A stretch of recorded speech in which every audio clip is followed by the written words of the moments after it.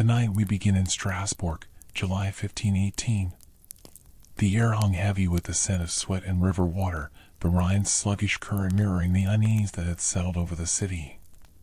The summer had been merciless, the sun baking the cobblestones until they cracked, the fields yielding little but dust and despair. Famine gnawed at the bellies of the townsfolk, and whispers of God's wrath circulated in the taverns and churches. The Black Death's shadow still lingered in memory, but no one was prepared for the strangeness that began on a sweltering morning in the heart of the city. Frau Trophia, a weaver's wife, stepped out of her narrow house on the edge of the market square. Her hands, calloused from years at the loom, trembled as she adjusted her headscarf. She was a sturdy woman, nearing 40, with a face etched by worry for her husband, Lucas, who had not sold a bolt of cloth in weeks, worry for her son, Jacob, who coughed through the night, worry for the harvest that never came. But this morning, something else stirred within her, a restlessness she could not name. Her feet twitched as she walked toward the well, her steps uneven, as if drawn by a rhythm only she could hear. By the time she reached the square, her body betrayed her. Her arms jerked upward, her hips swayed, and her feet began to stamp against the cobblestones. She spun, her skirts flaring, her movements wild and unnatural. The townsfolk paused, their baskets of wilted vegetables and loaves of coarse bread forgotten. Frau Trophia called a neighbor, old Marta, her voice sharp with concern. But Trophia did not answer.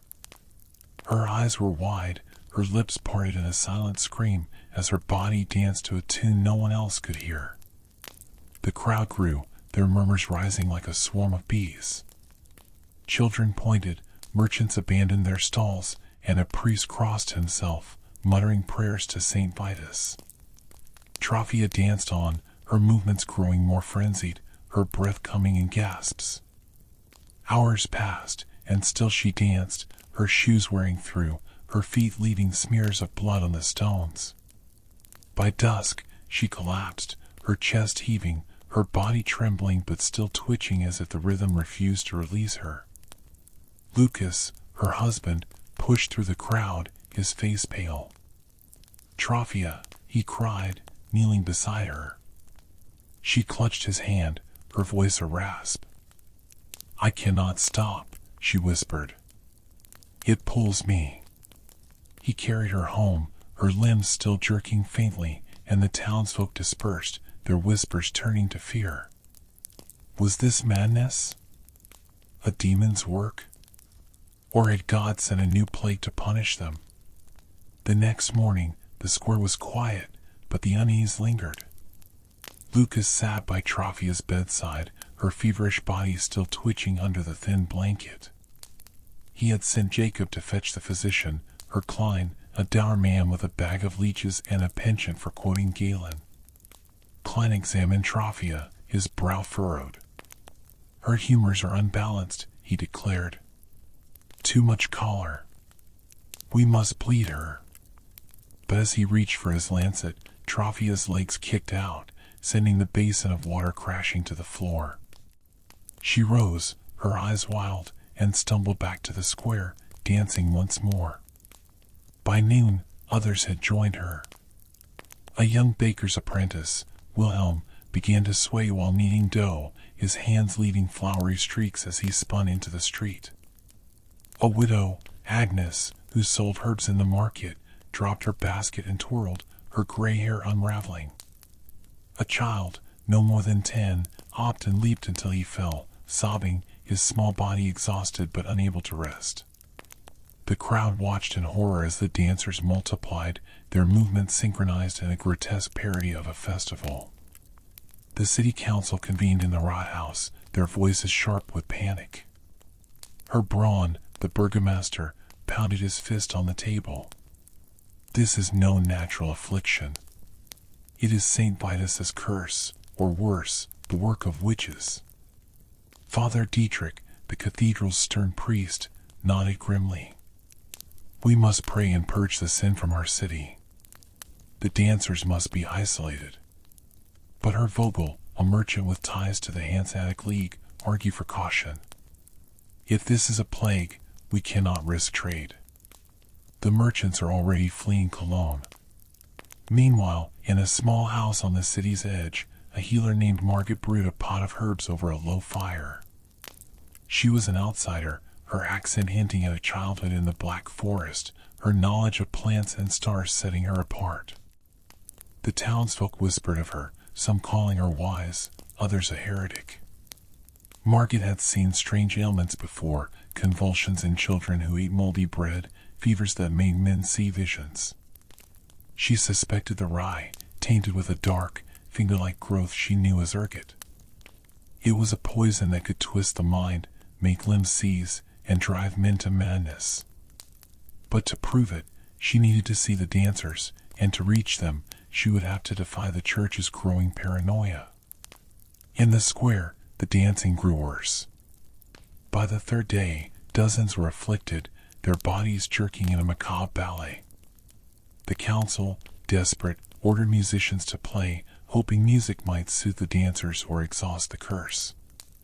Drummers and pipers filled the air with a frantic rhythm, but it only worsened the chaos. The dancers moved faster, their faces contorted, some laughing, others weeping. Trophia, now barely recognizable, her lips cracked and her eyes sunken, danced at the center, her movements a blur of pain and compulsion. Lucas, sleepless and frantic, sought out Margaret. He found her at the edge of the city, her small garden overrun with chamomile and valerian. "Save her," he pleaded, his voice breaking. Margaret listened, her dark eyes sharp. "It is the rye," she said. "I have seen this before.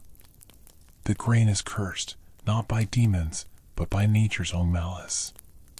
She handed him a vial of tea brewed from her herbs. "Give this to Trophia. It may calm her body.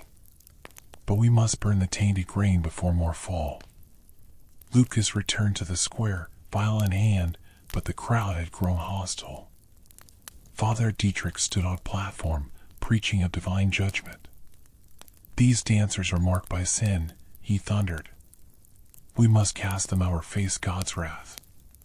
The townsfolk, fearful and hungry, began to turn on the dancers, some throwing stones, others shouting for exorcisms. Lucas fought his way to Trophia, forcing the tea between her lips. For a moment, her movements slowed, her eyes meeting his with a flicker of recognition. But then the rhythm seized her again, and she spun away. Margaret, watching from the shadows, knew she could not wait. She slipped into the city's grain stores that night, her lantern casting long shadows on the sacks of rye. Many were speckled with the dark, sinister growths she feared. She doused them with oil, her hand steady despite the risk. As the flames rose, she fled, knowing the church would call it witchcraft. But if the grain was the source, burning it might stop the plague. By morning, the fire had consumed half the city's stores, and the council was in uproar. Father Dietrich demanded Margaret's arrest, but no one knew where she had gone. The dancing continued, claiming more lives. Wilhelm, the apprentice, collapsed and did not rise. Agnes, the widow, fell silent, her body broken. Trophia still danced, her strength a mystery, her will eroded by the relentless motion. Lucas, torn between hope and despair, vowed to find Margaret again. He left Jacob with a neighbor and set out for the forest, following rumors of a healer who hid among the trees. The city behind him pulsed with the sound of drums and screams, a requiem for those who danced to their deaths. The plague was no longer just a sickness, it was a force, a mystery that threatened to consume Strasbourg and beyond. And somewhere, in the shadows of the Black Forest, Margaret prepared her next move, knowing the truth was more dangerous than the dance itself. Shadows of the forest. The Black Forest loomed beyond Strasbourg's walls, its dense pines swallowing the last light of day. Lucas trudged along a narrow path, his boots sinking into the damp earth, the vial of Margaret's tea still clutched in his hand.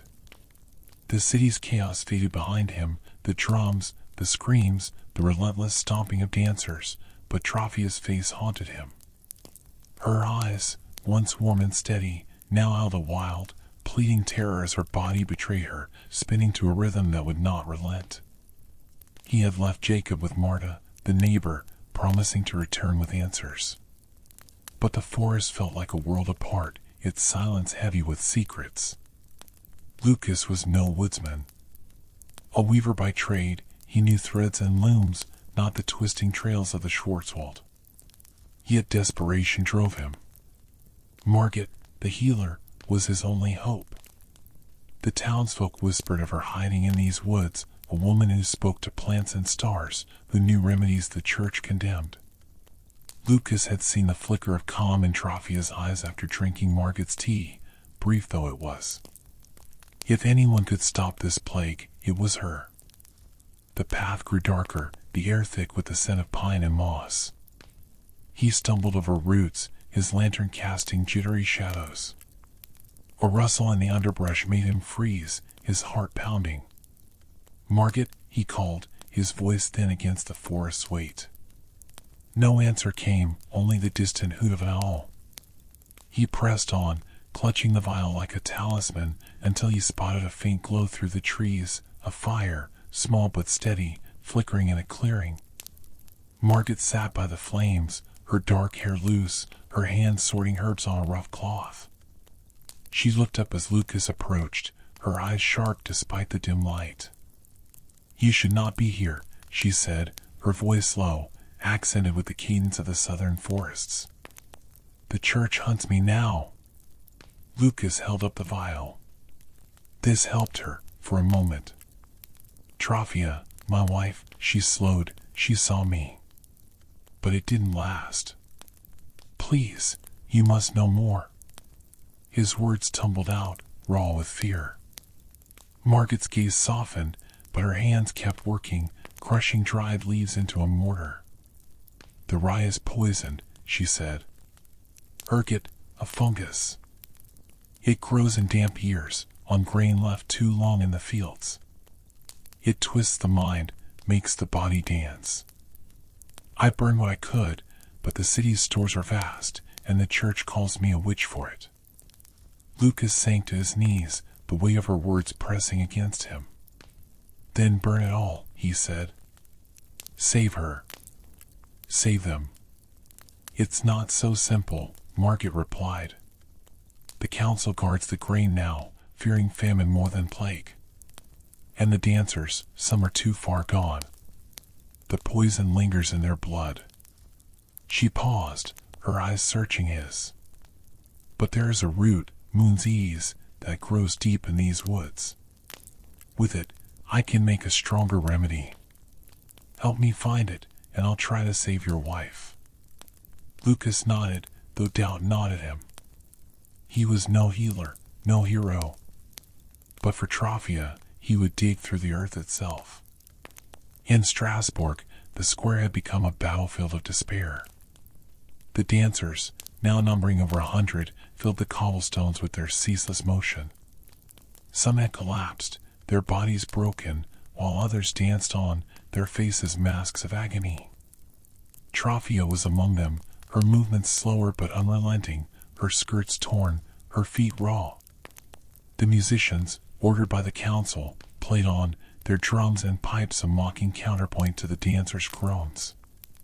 The crowd had split, some prayed with Father Dietrich, who stood on a platform, sprinkling holy water and chanting exorcisms, others jeered, blaming the dancers for bringing God's wrath. Jacob, Trofia's son, hid in the shadow of a stall, his thin frame shaking. At 12, he was old enough to understand his mother's suffering but too young to bear it. Marta, the neighbor, had tried to keep him indoors, but he had slipped away, drawn to the square by a need to see her. He clutched a wooden cross, a gift from his mother, and whispered prayers, his cough rattling in his chest. The air felt wrong, heavy with the scent of sweat and fear, and the rhythm of the drums seemed to pulse in his own bones. Father Dietrich's voice rose above the chaos. "These sinners are possessed," he bellowed, pointing at the dancers. "Their dance is the devil's work. We must drive the demons out or burn them." The crowd roared, some in agreement, others in fear. A woman near Jacob screamed, "My husband is no demon," but her voice was drowned out by the growing fervor. Herr Vogel, the merchant, watched from the Rathaus steps, his face tight with worry. Trade had slowed to a trickle. Merchants from Cologne and Mainz avoided Strasbourg, fearing the plague would spread. He approached Father Dietrich, his voice low. "This talk of demons will ruin us. If we lose the Rhine trade, the city starves." Dietrich's eyes blazed. "You speak of coin while souls burn?" The healer, Margit, started this with her witchcraft. She burned the grain, and now the devil dances in our streets. Vogel shook his head. The grain was tainted. "I've seen ergot before, in the north. It's no witch's curse, it's poison. The fire of faith." The forest was a world of whispers, its shadows swallowing Lucas as he followed Margit back to her camp. The moonsee's root, clutched tightly in his hand, felt like a fragile promise against the chaos he'd left behind in Strasbourg. Margit moved with purpose, her small fire rekindled as she ground herbs into a paste, her mortar and pestle scraping rhythmically. Lucas watched, his exhaustion battling hope. Trofia's face, pale, eyes wild, feet bloodied, haunted him. He wanted to believe Margit's remedy could save her, but the forest's stillness felt too far from the city's madness. "We'll need more than this," Margit said, not looking up from her work. "The root calms the body, but the ergot's poison runs deep. The dancers need rest, clean food, and time, none of which your city will grant them." She poured the paste into a pot of simmering water, the air filling with a sharp, earthy scent. "The church will come for me soon. They always do when answers lie beyond their books." Lucas shifted uneasily. "Father Dietrich calls you a witch. He says the dancers are possessed." Margit's laugh was bitter. "Possessed by hunger, perhaps. By fear. By grain that should never have been eaten. But the church prefers demons to truth." She handed him a small pouch of the brewed remedy. "Take this to your wife. Give her small sips, no more. It may slow the dance. I'll follow when I can, but I must gather more roots." Lucas hesitated. "Why help us? You could stay hidden." Her eyes met his, dark and unreadable. "Because I've seen what happens when people turn on each other. This plague is only the beginning if fear rules Strasbourg." He nodded, tucking the pouch into his cloak. The path back to the city felt longer now, the weight of Margit's words pressing against him. He thought of Jacob, alone with Marta, and of Trofia, trapped in her endless dance. The forest's edge came into view, and with it, the distant glow of Strasbourg's torches, flickering like a warning. In the city, the square had become a cauldron of despair. The dancers, now over 200, filled the cobblestones with their relentless motion, their bodies gaunt, their faces etched with pain. Trofia was a ghost among them, her movements slower but unyielding, her lips cracked and bleeding. The musicians, exhausted from days of playing, faltered, their drums and pipes a weak pulse against the groans of the afflicted. The crowd had grown restless, split between those who prayed with Father Dietrich and those who whispered of curses and witches. Jacob crouched behind a barrel near the market, his small frame trembling. His cough had worsened, a dry rattle that shook his chest, but he refused to leave the square. He watched his mother, her skirts in tatters, her feet leaving red smears on the stones.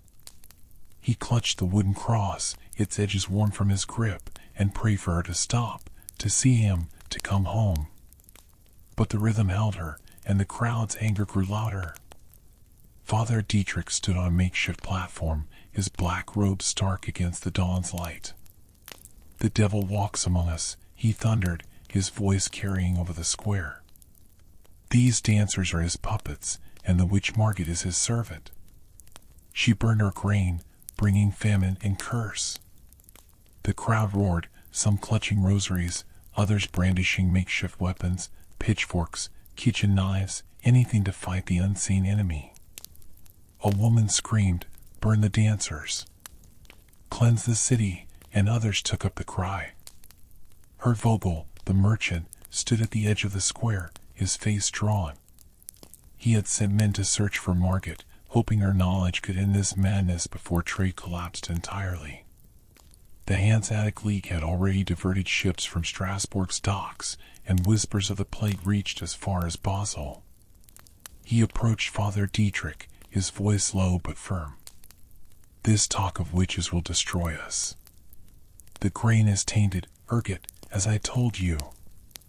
We must destroy the rest before more fall." Dietrich's eyes narrowed. "You question God's will? The healer's sorcery started this, and only fire and prayer will end it." Vogel clenched his fists. "Fire the grain, not people. I've seen Ergot's work in Lübeck. It's no demon, it's poison." "Then bring me the witch," Dietrich said, his voice cold. "Let her face judgment." Vogel turned away, his mind racing. He had no love for Margit, but her talk of Ergot matched what he'd seen years ago. If she was right, the city's survival depended on her. But if Dietrich had his way, she'd burn before she could speak. Lucas reached the city gates as dawn broke, the pouch of Margit's remedy heavy against his chest. The air was thick with smoke from the grain fire Margit had set days ago, and the guards eyed him warily. "No one enters without inspection," one said, his hand on a pike. Lucas showed the pouch, claiming it was medicine for his wife. The guard, too tired to care, waved him through. The square was a nightmare. The dancers' numbers had grown, their movements a chaotic tapestry of jerks and spins. Trofia was near the center, her face barely recognizable, her eyes half closed. Lucas pushed through the crowd, ignoring the shouts and prayers. He knelt beside her, uncorking the pouch. "Trofia, please," he whispered, tipping the liquid to her lips. She choked, her body twitching, but she swallowed. For a moment, her movements slowed, her eyes flickering toward him. "Lucas," she rasped, her voice a thread. He held her, tears burning his eyes. "I'm here. I'll save you." But the crowd pressed closer, their voices rising. A man shouted, "She's cursed. Keep her away." Lucas shielded her, his heart pounding as stones flew past. Jacob, watching from his hiding spot, saw his father and ran forward, coughing violently. "Papa," he cried, but a hand grabbed him. Marta, her face pale. "Stay back, boy," she hissed. "It's not safe." Jacob struggled, his eyes fixed on his mother, but Marta dragged him away, her grip like iron. In the forest, Margit worked feverishly, her hands stained with earth and sap. She had gathered enough moonsies for a dozen doses, but it wasn't enough. The plague spread meant hundreds needed treatment, and the city's grain stores were still tainted. She knew the church's men would come soon. Dietrich's sermons had turned the townsfolk into a mob. She packed her herbs, her mortar, and a small knife, preparing to slip into Strasbourg under cover of night. As she doused her fire, a twig snapped behind her. She spun, knife in hand, to find a figure in the shadows, Herr Vogel, alone, his merchant's cloak mud-stained. "I'm not here to harm you," he said, raising his hands. "The city's falling apart. Dietrich wants you dead, but I think you're right about the grain." Margit lowered the knife, her eyes wary. "Why trust me?" "Because I've seen Ergot's madness before," Vogel said. "In Lübeck, it drove men to visions, convulsions. We burned the grain, and it stopped. Help me convince the council, and I'll protect you." Margit hesitated.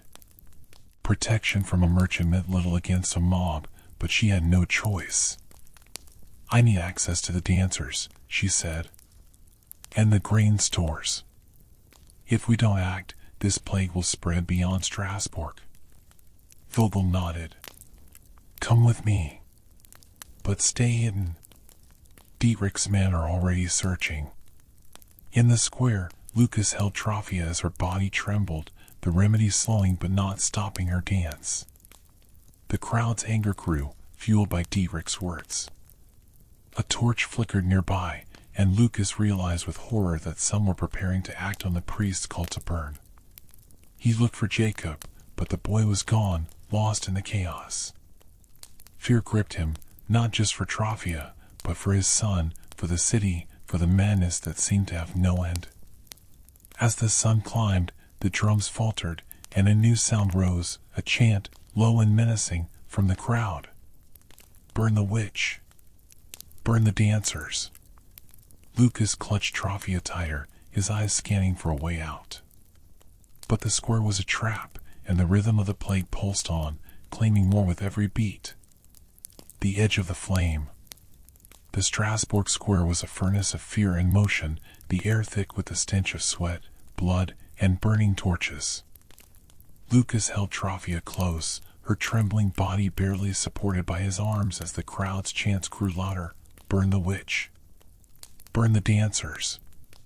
The dancers, now numbering in the hundreds, spun and jerked around them, their faces contorted in agony, their feet pounding the cobblestones into a grim rhythm.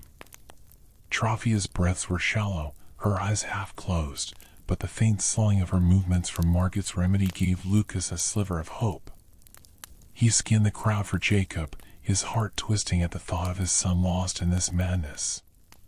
Father Dietrich stood atop his platform, his arms raised like a prophet of doom. God demands justice, he roared. The devil's dance must end in fire. A group of men, their faces hardened by fear, brandished torches, their flames licking the air. The musicians had abandoned their instruments, fleeing as the crowd's fervor turned violent. A woman near Lucas screamed as a stone struck her husband, a dancer whose legs still twitched even as he lay crumpled on the ground. Lucas tightened his grip on Trophia, whispering, "Hold on, love. I'll get you out." But the crowd pressed closer, their shouts drowning his voice. He spotted a narrow alley between two stalls, a possible escape, but as he dragged Trophia toward it, a man with a pitchfork blocked his path. "No cursed ones leave," he snarled, his eyes wild. Lucas raised a hand, pleading, but the man swung, the prongs grazing his arm. Blood seeped through his sleeve, and Trophia's weight pulled him down. "Papa!" The cry cut through the chaos. Jacob, his small frame weaving through the crowd, reached Lucas, his face streaked with tears and dirt. His cough was worse, a hacking sound that shook his thin chest. Lucas grabbed him, pulling him close. "Stay with me," he said, his voice breaking. But the crowd surged, and a torch swung dangerously near, its heat singeing Lucas's cloak. In the forest, Margaret and her Vogel moved swiftly, their lanterns casting fleeting shadows on the pines. Margaret carried a sack of moonseed's roots and a clay jar of her brewed remedy, her steps sure despite the weight. Vogel, unused to the forest's uneven paths, stumbled but kept pace, his merchant's pragmatism tempered by urgency. "The council meets tonight," he said, his breath short. "If we can convince them the grain is poisoned, they'll burn the stores. But Dietrich's voice is louder than mine." Margaret's eyes were fixed on the path ahead. "Dietrich wants a spectacle, not a cure. If they burn the dancers instead of the grain, Strasbourg will fall to its own fear." She adjusted the sack, her mind racing. The remedy could slow the plague, but only destroying the tainted rye would stop it. And time was running out. Her fire had destroyed only a fraction of the city's stores, and the ergot's poison was spreading faster than she could gather roots. They reached the forest's edge, where Strasbourg's walls loomed under the moonlight. The city's torches flickered like a swarm of fireflies, and the distant roar of the crowd reached them. Vogel paused, his face pale. They're turning on the dancers. We're too late. Not yet, Margaret said, her voice sharp. Give me to the grain stores. I'll show the council the truth. She handed him a small vial of her remedy. Find a dancer, give them this. Let them see it works. Vogel hesitated, then nodded. Stay hidden. Dietrich's men are everywhere. He slipped through the gate, his cloak blending with the shadows, while Margaret waited, her heart pounding.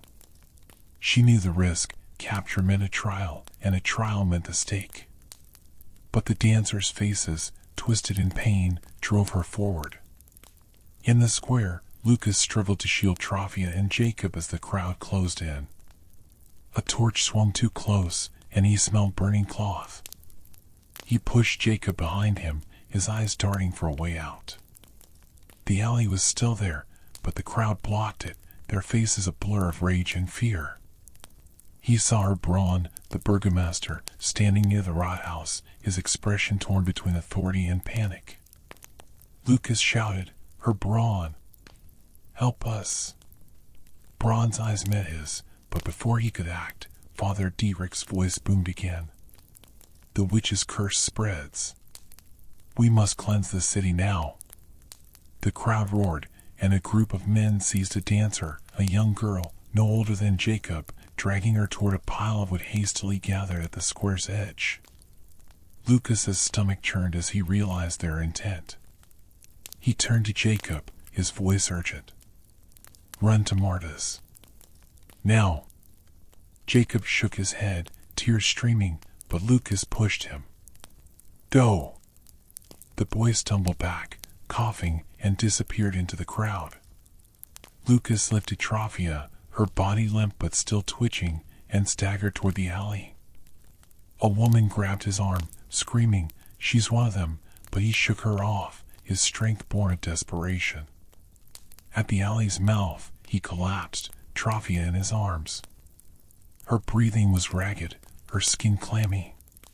He fumbled for the pouch Margaret had given him, pouring the last of the remedy into her mouth. Please, he whispered, come back to me. Her eyes fluttered, and for a moment, her hand squeezed his, weak but real. Vogel reached the square, the vial in his pocket a small weight against the chaos. He saw the dancers, the torches, the mob, and his resolve hardened. He pushed toward her Braun, who was shouting orders to guards overwhelmed by the crowd. Braun! Vogel called. The grain is poisoned, ergot, like in Lübeck. The healer can prove it. Braun's face was haggard. Dietrich says it's witchcraft. The council's divided, and the people want blood. Vogel held up the vial. This slows the dance. I've seen it. Let the healer show you the grain, she's found the poison. He scanned the dancers, spotting a young man, Wilhelm, the baker's apprentice, whose movements were slowing, his face pale. Vogel forced his way to him, pouring the remedy into his mouth. Wilhelm coughed, his body shuddering, but his frantic steps faltered, his eyes clearing for a moment. Braun watched, his skepticism wavering. If this is true, why do they still dance? The poison's deep, Vogel said. We must burn the grain, all of it, and give them this remedy. It's our only chance. Braun hesitated, then nodded. Bring the healer to the Rathaus.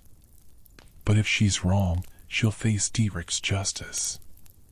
Margaret slipped into the city through a side gate, her hood pulled low.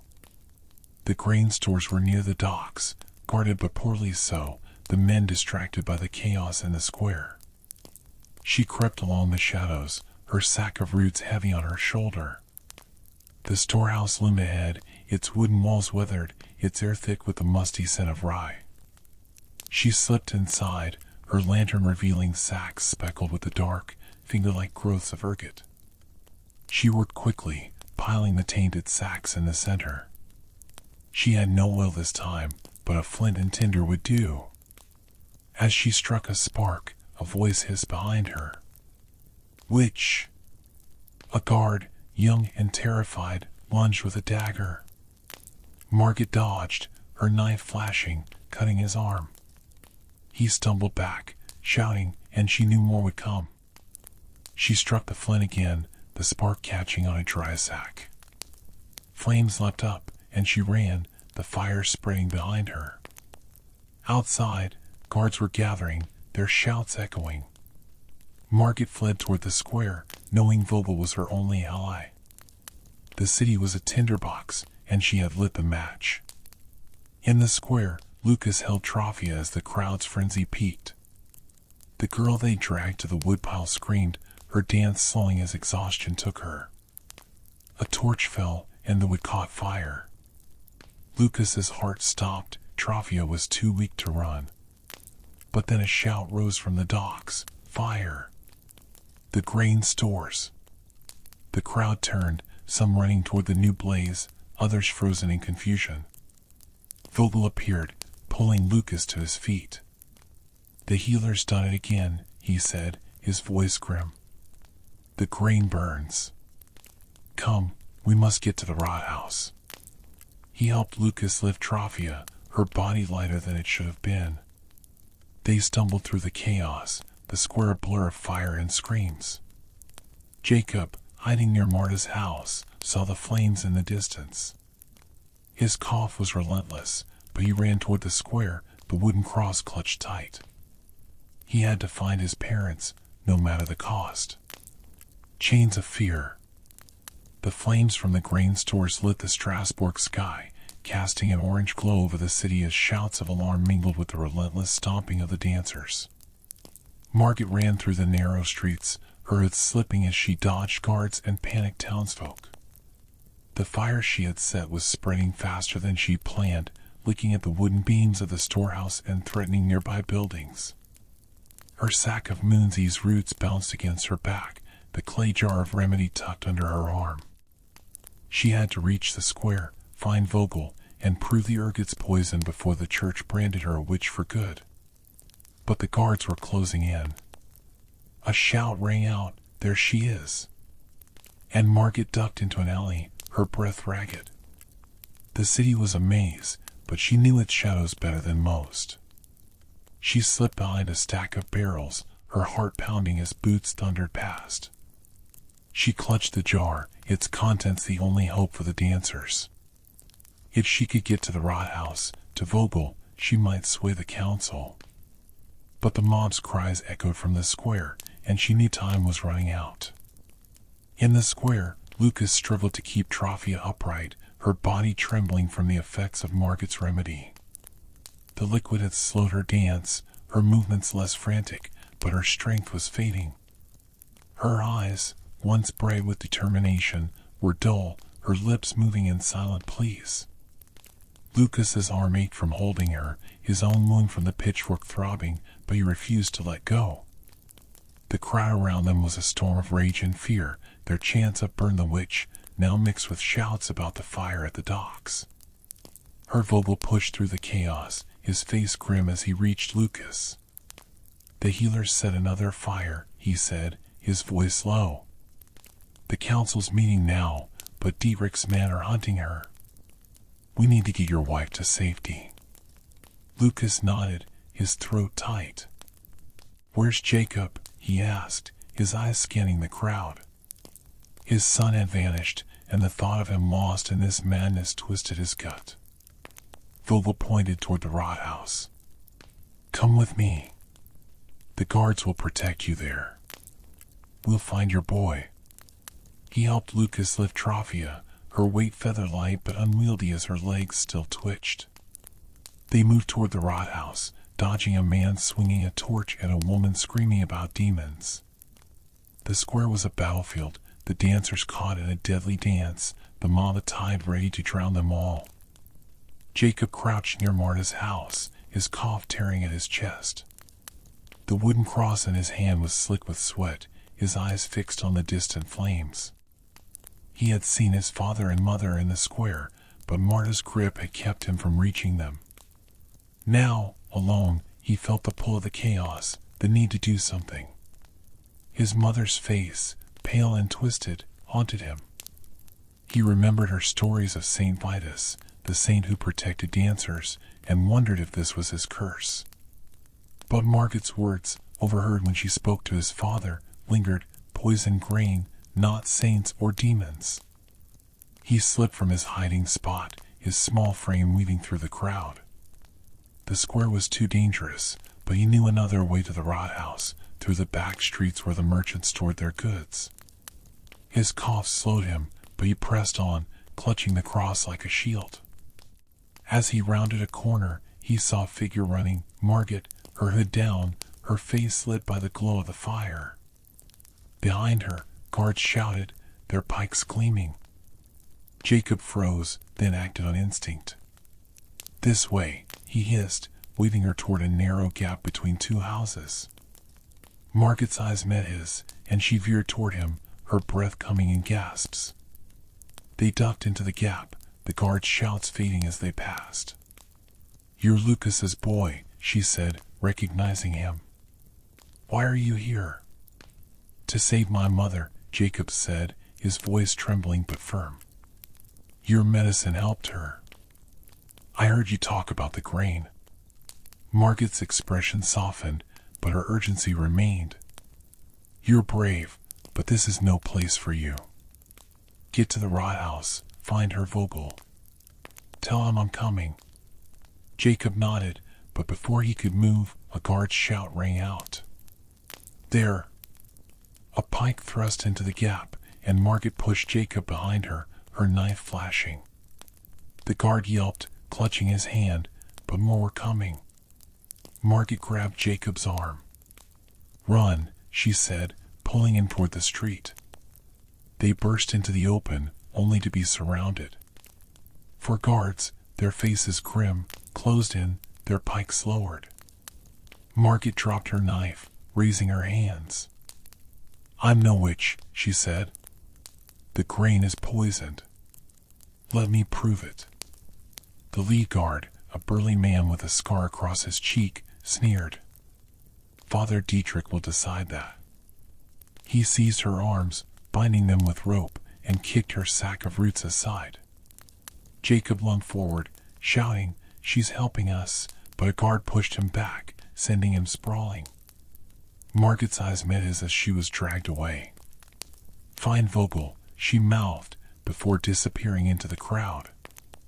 At the Rathaus, Lucas and Vogel reached the heavy doors, Trophia slumped between them. The guards let them in, their eyes wary as the mob's shouts echoed outside. Inside, the council chamber was a storm of voices. Herr Braun stood at the head of the table, his face haggard as counselors argued. "The grain fire threatens the docks," one shouted. "We'll starve," another cried. Father Dietrich stood at the far end, his presence looming like a shadow. Vogel set Trophia in a chair, her body still twitching faintly. "This woman's dance slowed with the healer's remedy," he said, his voice cutting through the din. "The grain is poisoned with ergot, as I've seen in Lübeck. We must burn the rest and use the healer's cure." Dietrich's eyes blazed. "Blasphemy! The healer is a witch, her remedy's sorcery. The dancers are God's judgment." Braun raised a hand for silence. "Enough. If the grain is poisoned, show me proof. Where is this healer?" Before Vogel could answer, the doors burst open. Guards dragged Margaret in, her hands bound, her face bruised but defiant. Jacob stumbled in behind them, coughing, his eyes wide with fear. Lucas cried out, rushing to his son, but the guards held him back. "She's no witch," Jacob shouted, his voice breaking. "She saved my mother." Dietrich stepped forward, his voice cold.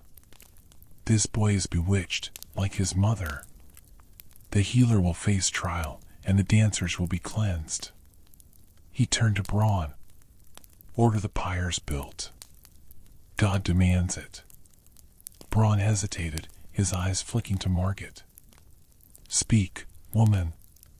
What proof do you have?" Margaret straightened, her voice steady despite the ropes. The rye is tainted with ergot, a fungus that drives men to madness. I burned what I could, but more remains. Test my remedy on the dancers, see it slow their steps. Then check the grain. You'll find the black growths I speak of. Dietrich laughed, a harsh sound. Lies to save her soul. Burn her now, and the plague will end. Vogel stepped forward, holding up the vial he'd used on Wilhelm. This slowed a dancer's madness. I saw it. Give her a chance to prove her words. The counselors murmured, divided. Braun looked at Trophia, her head lolling, then at Margit. You have 1 day, he said. Show us the poison, or face the stake. Margit nodded, her eyes meeting Lucas's. Get me to the grain stores, she said. And bring the dancers. I'll show you the truth. Outside, the square was an inferno of chaos. The grain fire had spread to a nearby warehouse, and the mob's anger turned to panic. Some fled, others fought to save their goods, while the dancers spun on, their numbers dwindling as exhaustion claimed more lives. Trophia's breath was shallow, her hand limp in Lucas's. Jacob clung to his father, his cough worsening, his small body trembling.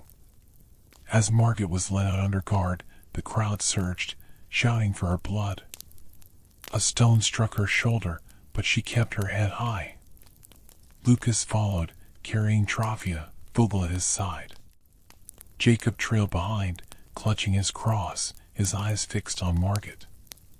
The city was tearing itself apart, and the truth hung by a thread. The weight of truth.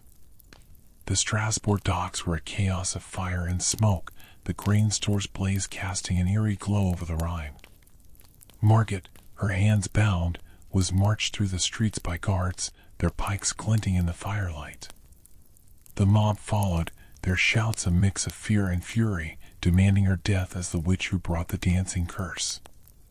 Her sack of moonseed's roots had been seized, but the clay jar of remedy was hidden beneath her cloak, pressed against her side.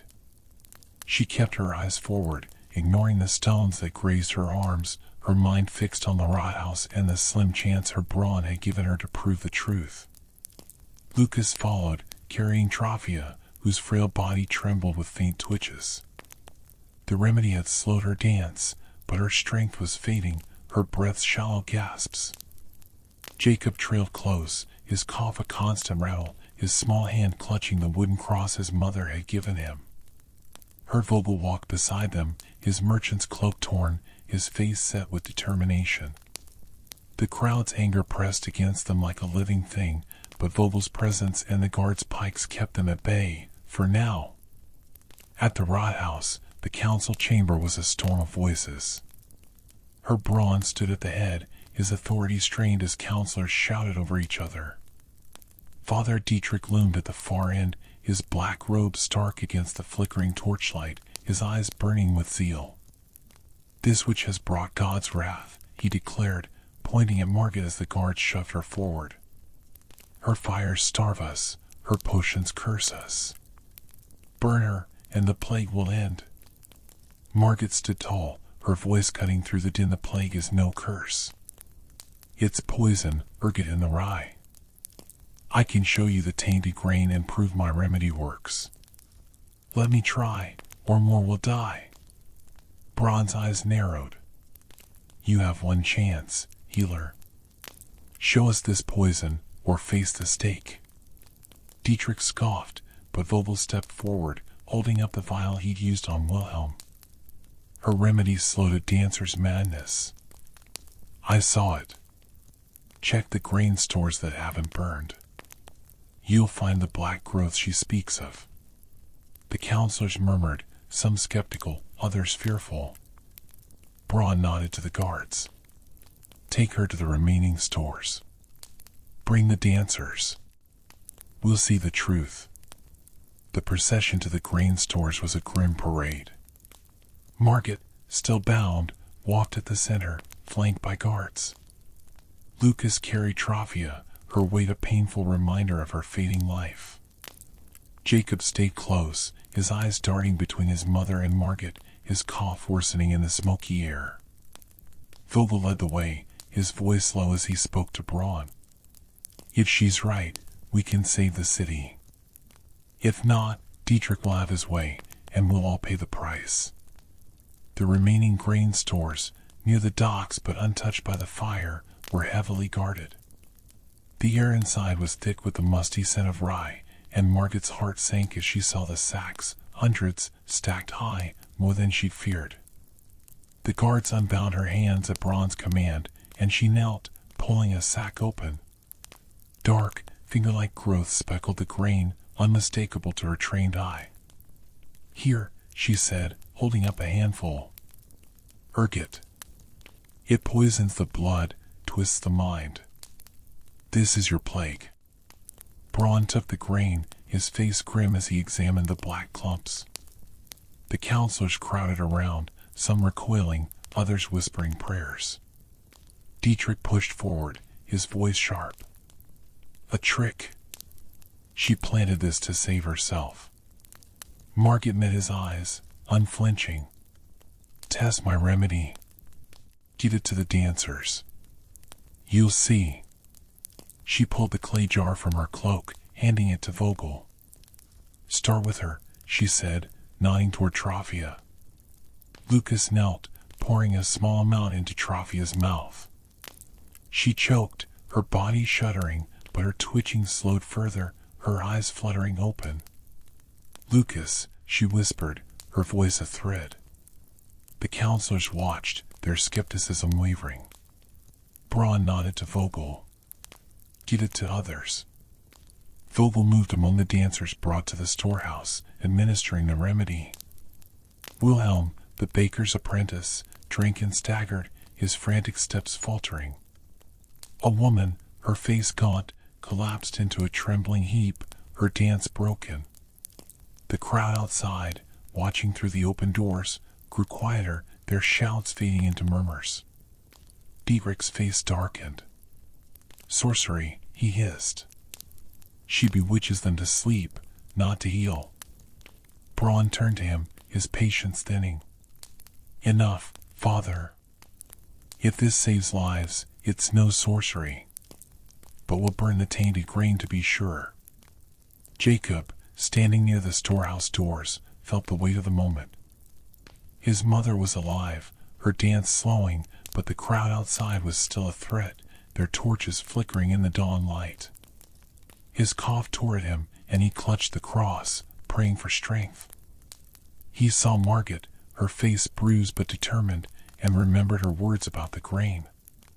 He slipped closer to the sacks, his small hand searching. A guard noticed, shouting, "Boy, get back!" But Jacob held up a handful of rye, the black growths clear in the torchlight. "She's right," he cried, his voice breaking. "It's here." The counselors turned, startled. Braun took the grain from Jacob, his expression shifting to resolve. "Burn it all," he ordered. "Every sack in the city." Dietrich lunged forward, his voice a roar. "You defy God's will.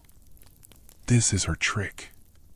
He grabbed Jacob, his fingers digging into the boy's arm. "Even this child is bewitched." Lucas roared, dropping Trophia gently to rush at Dietrich. "Let him go." He shoved the priest, who stumbled back, his face twisting with rage. The guards hesitated, torn between Braun's authority and Dietrich's fervor. The crowd outside surged, some chanting for fire, others for Margaret's death. Margaret seized the moment. "Help me burn the grain," she shouted to the guards. "Save your city." She grabbed a torch from a guard, her bound hands clumsy but quick, and tossed it onto a pile of sacks. The dry grain caught instantly, flames leaping up. The guards shouted, some trying to stop her, others joining in, tossing torches onto the piles. Smoke billowed, and the crowd outside screamed, torn between fear and awe. Lucas pulled Jacob free, shielding him as the fire spread. Trophia lay on the ground, her breathing steadier but weak. Vogel grabbed Braun's arm. Get the dancers out. The fire's too fast. Braun nodded, shouting orders to the guards. They began dragging dancers from the storehouse, their bodies limp or twitching as the flames roared. Margaret stood amid the chaos, her face lit by the fire. A guard seized her, binding her hands again, but she didn't resist. You've seen the truth, she said to Braun. Save them now. Outside, the square was a battlefield of smoke and screams. The grain fire spread to nearby buildings, and the mob scattered, some fleeing, others fighting to save their homes. Lucas carried Trofia to a nearby alley, Jacob at his side. The remedy had given her a chance, but she needed rest, clean water, food, things the city could barely provide.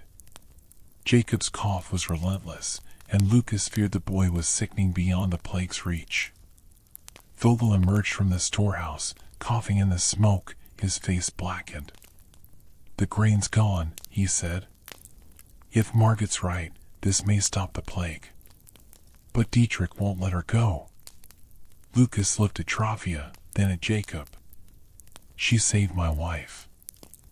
I'll save her. He turned to Vogel. Get them to Marta's. I'm going after Margaret. Jacob grabbed his father's sleeve, tears streaming. Don't leave us, Papa. Lucas knelt, his voice soft but firm. I'll come back. Stay with your mother. Keep her safe. He handed Jacob the empty pouch from Margaret's remedy. Hold on to this. It's hope. Vogel nodded, lifting Trofia. I'll take them.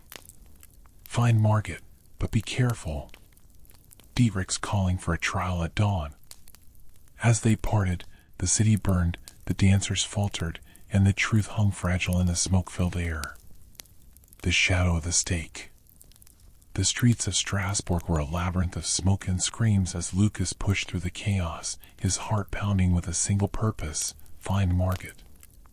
The fire at the grain stores had spread, its flames licking at the wooden frames of nearby warehouses, casting a hellish glow over the city. The mob's cries echoed, some for salvation, others for blood, as the dancing plague continued its relentless grip. Lucas's arm throbbed from the pitchfork wound, but he ignored the pain, driven by the memory of Trofia's fleeting moment of clarity and Jacob's tearful plea. Margaret was their hope, and he would not let her face the stake alone. He moved toward the cathedral, where Father Dietrich's men had taken Margaret after her capture at the grain stores. The crowd was thinner here, the devout gathered inside, praying for deliverance, while others fled the spreading fire. Lucas slipped into an alley, his cloak pulled tight against the chill of the early morning. The air was thick with ash, stinging his eyes, but he pressed on, his mind racing. Dietrich's trial at dawn would be no fair judgment, it would be a spectacle to fuel the mob's fear. If Margaret couldn't prove her remedy, she'd burn, and with her, any chance to save Trofia. At Marta's house, her Vogel set Trofia on a straw mattress, her body still trembling faintly. The remedy had slowed her dance, but her face was pale, her breathing shallow. Jacob knelt beside her, his cough a harsh rattle that filled the small room. Marta, her face lined with worry, brought a bowl of water, dabbing Trofia's forehead. She's weak, Marta said, her voice low. The fever's taken hold, beyond the dance. Vogel paced, his merchant's calm fraying. The grain's burning, but it may not be enough. If Margaret fails to convince the council, Dietrich will turn the city against itself.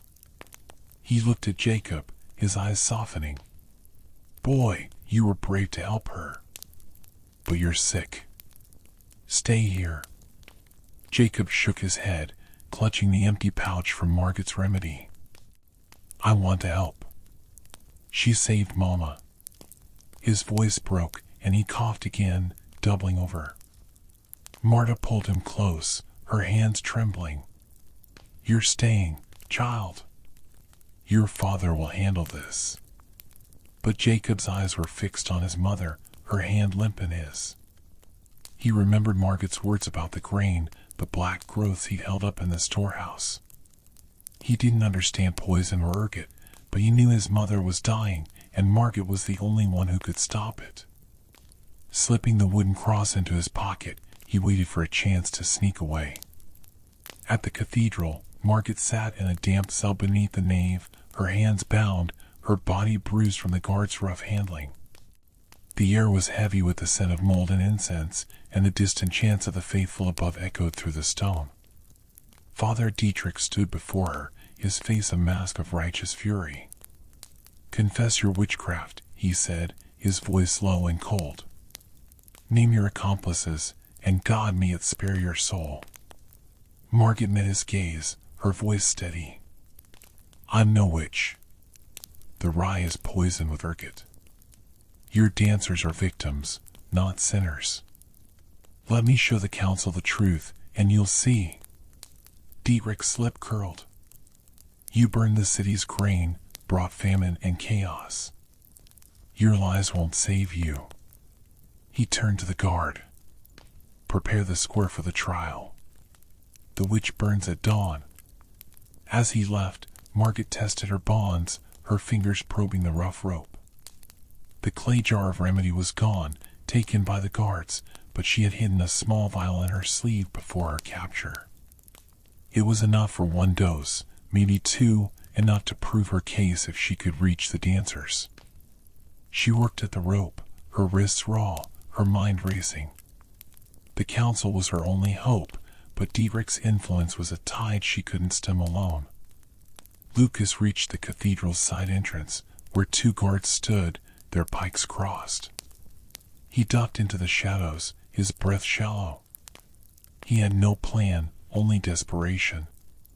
Margaret was inside, and without her, Trophia would die. He spotted a cart of firewood near the entrance, left unattended as the guards argued about the fire at the docks. He crept closer, his hand shaking, and grabbed a heavy branch, hoping to use it as a weapon.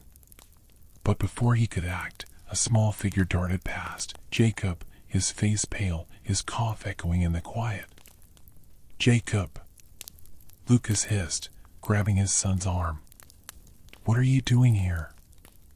"I have to help Margaret," Jacob said, his voice hoarse. "She saved Mama. I saw the grain, it's like she said." Lucas's heart twisted. "You're sick. Go back to Marta's." Jacob pulled free, his eyes fierce. "No. I'm not a baby. I can help." He held up the wooden cross, as if it could protect them both. Lucas hesitated, torn between sending his son to safety and the truth in his words. Jacob's bravery shamed him. He was no warrior, but he couldn't abandon Margaret. "Stay close," he said finally. "We'll find her together." They slipped toward the cathedral's rear, where a narrow door led to the undercroft. Lucas pried it open with the branch, the wood creaking. Inside, the air was damp and cold, the stone walls slick with moisture. They moved quietly, guided by the faint light of torches. Voices echoed ahead, guards, and Dietrich's sharp commands. Lucas tightened his grip on the branch, his pulse racing. At Marta's, Vogel watched Trophia, her breathing uneven. The remedy had bought time, but her body was failing, worn by days of dancing and starvation. Marta brought a broth, but Trophia couldn't swallow, her lips trembling. Vogel's mind churned. He had to return to the rot house to ensure Braun acted on Margaret's proof before Dietrich's trial turned the city to ash. "Stay with her," he told Marta. "I'll bring more remedy if I can." As he stepped into the street, the fire's glow was fading, the grain stores reduced to smoldering ruins. The dancers in the square were fewer now, some collapsed, others still moving, their bodies broken. Vogel headed for the rot house, praying Margaret could sway the council before Dietrich's pyres were lit. In the cathedral's undercroft, Lucas and Jacob found Margaret's cell, its iron bars stark in the torchlight. A single guard stood watch, his back turned. Lucas raised the branch, his hands trembling, but Jacob darted forward, coughing loudly to draw the guard's attention. The man turned, startled, and Lucas swung, the branch cracking against his head. The guard crumpled, and Lucas grabbed the keys, fumbling to unlock the cell. Margaret stepped out, her wrists bloody from the ropes. "You're fools," she said, but her eyes softened. "Thank you." She pulled the hidden vial from her sleeve. "This is all I have left. We need to reach the dancers in the square." Jacob coughed, leaning against the wall. Margaret's gaze sharpened. "You're sick, boy. Not the dance, but something else." She touched his forehead, frowning. "Fever. You need rest." "No," Jacob said, his voice fierce. "I'm coming." Lucas looked at his son, pride and fear warring within him. "Let's go," he said, leading them back through the undercroft. But as they reached the door, shouts echoed above, Dietrich's men, alerted by the guard's absence. The cathedral was waking, and dawn was near. In the square, the mob gathered, their torches a ring of fire around a wooden platform. Dietrich stood atop it, preaching a judgment as the dancers were herded together, their bodies trembling. The counselors watched from the rawhouse steps, Braun's face grim. Margaret, Lucas, and Jacob emerged from the cathedral, slipping into the crowd's edge. Margaret clutched the vial, her eyes on the dancers. "We need to get to them," she whispered. "One dose can show the truth." But Dietrich's voice rose, pointing at the platform.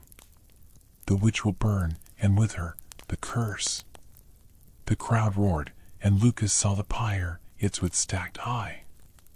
Time was running out, and the city teetered on the edge of madness. The trial of dawn. The Strasbourg square was a crucible of fire and fear as dawn broke, its pale light struggling through the smoke from the burning grain stores. The mob encircled a wooden platform where Father Dietrich stood, his black robes billowing, his voice thundering over the crowd. "The witch has brought this plague upon us," he bellowed, pointing to the pyre at the platform's center, its wood stacked high and doused with oil. "Her death will cleanse our sins." The dancers, herded into a roped-off corner, spun and jerked, their numbers dwindling as exhaustion and death claimed more. Trophia was among them, her body barely moving, her face a mask of pain. Margaret, Lucas, and Jacob hid at the crowd's edge, their breaths shallow in the smoky air. Margaret clutched the small vial of remedy, her last hope to prove the ergot's poison. Her wrists were raw from the rope she'd escaped, her body bruised, but her eyes burned with defiance.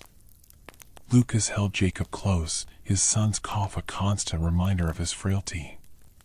"We need to get to the dancers," Margaret whispered. "One dose can show the council the truth." Lucas nodded, his heart heavy. Trophia was slipping away, her life hanging by a thread. He glanced at Jacob, whose eyes were fixed on the pyre, the wooden cross trembling in his hand. "Stay here," Lucas said, but Jacob shook his head, his voice hoarse. "I can help. I know I can." Before Lucas could argue, Hervogel pushed through the crowd, his face blackened with soot. "Braun's with the council at the Rathaus," he said, his voice urgent. "They're wavering, but Dietrich's hold is strong. You need to act now, Margaret." Margaret handed the vial to Jacob, her eyes steady. "You're small, quick. Get this to a dancer, anyone still moving. Pour it down their throat. It'll show them I'm no witch." Jacob's hand shook, but he nodded, tucking the vial into his tunic. Lucas grabbed his arm. "It's too dangerous, Jacob." But the boy's eyes were fierce, his cough suppressed by sheer will. "Mama's dying. I have to try." Lucas relented, his throat tight. "Be fast. Stay low." Jacob slipped into the crowd, his small frame weaving through the press of bodies. In the Rathaus, her brawn faced the council, his voice strained. The healer's remedies slowed the dancers. The grain showed black growths, as she said. We must act on reason, not fear. The counselors were divided, some nodding, others clutching rosaries, swayed by Dietrich's sermons. The fire's destruction of the grain stores had deepened the famine's threat, and the mob's cries outside pressed against their resolve. A merchant, Herr Klein, slammed his fist on the table. If we burn the healer and the dancers, we lose nothing. If she's right, we destroyed our only chance.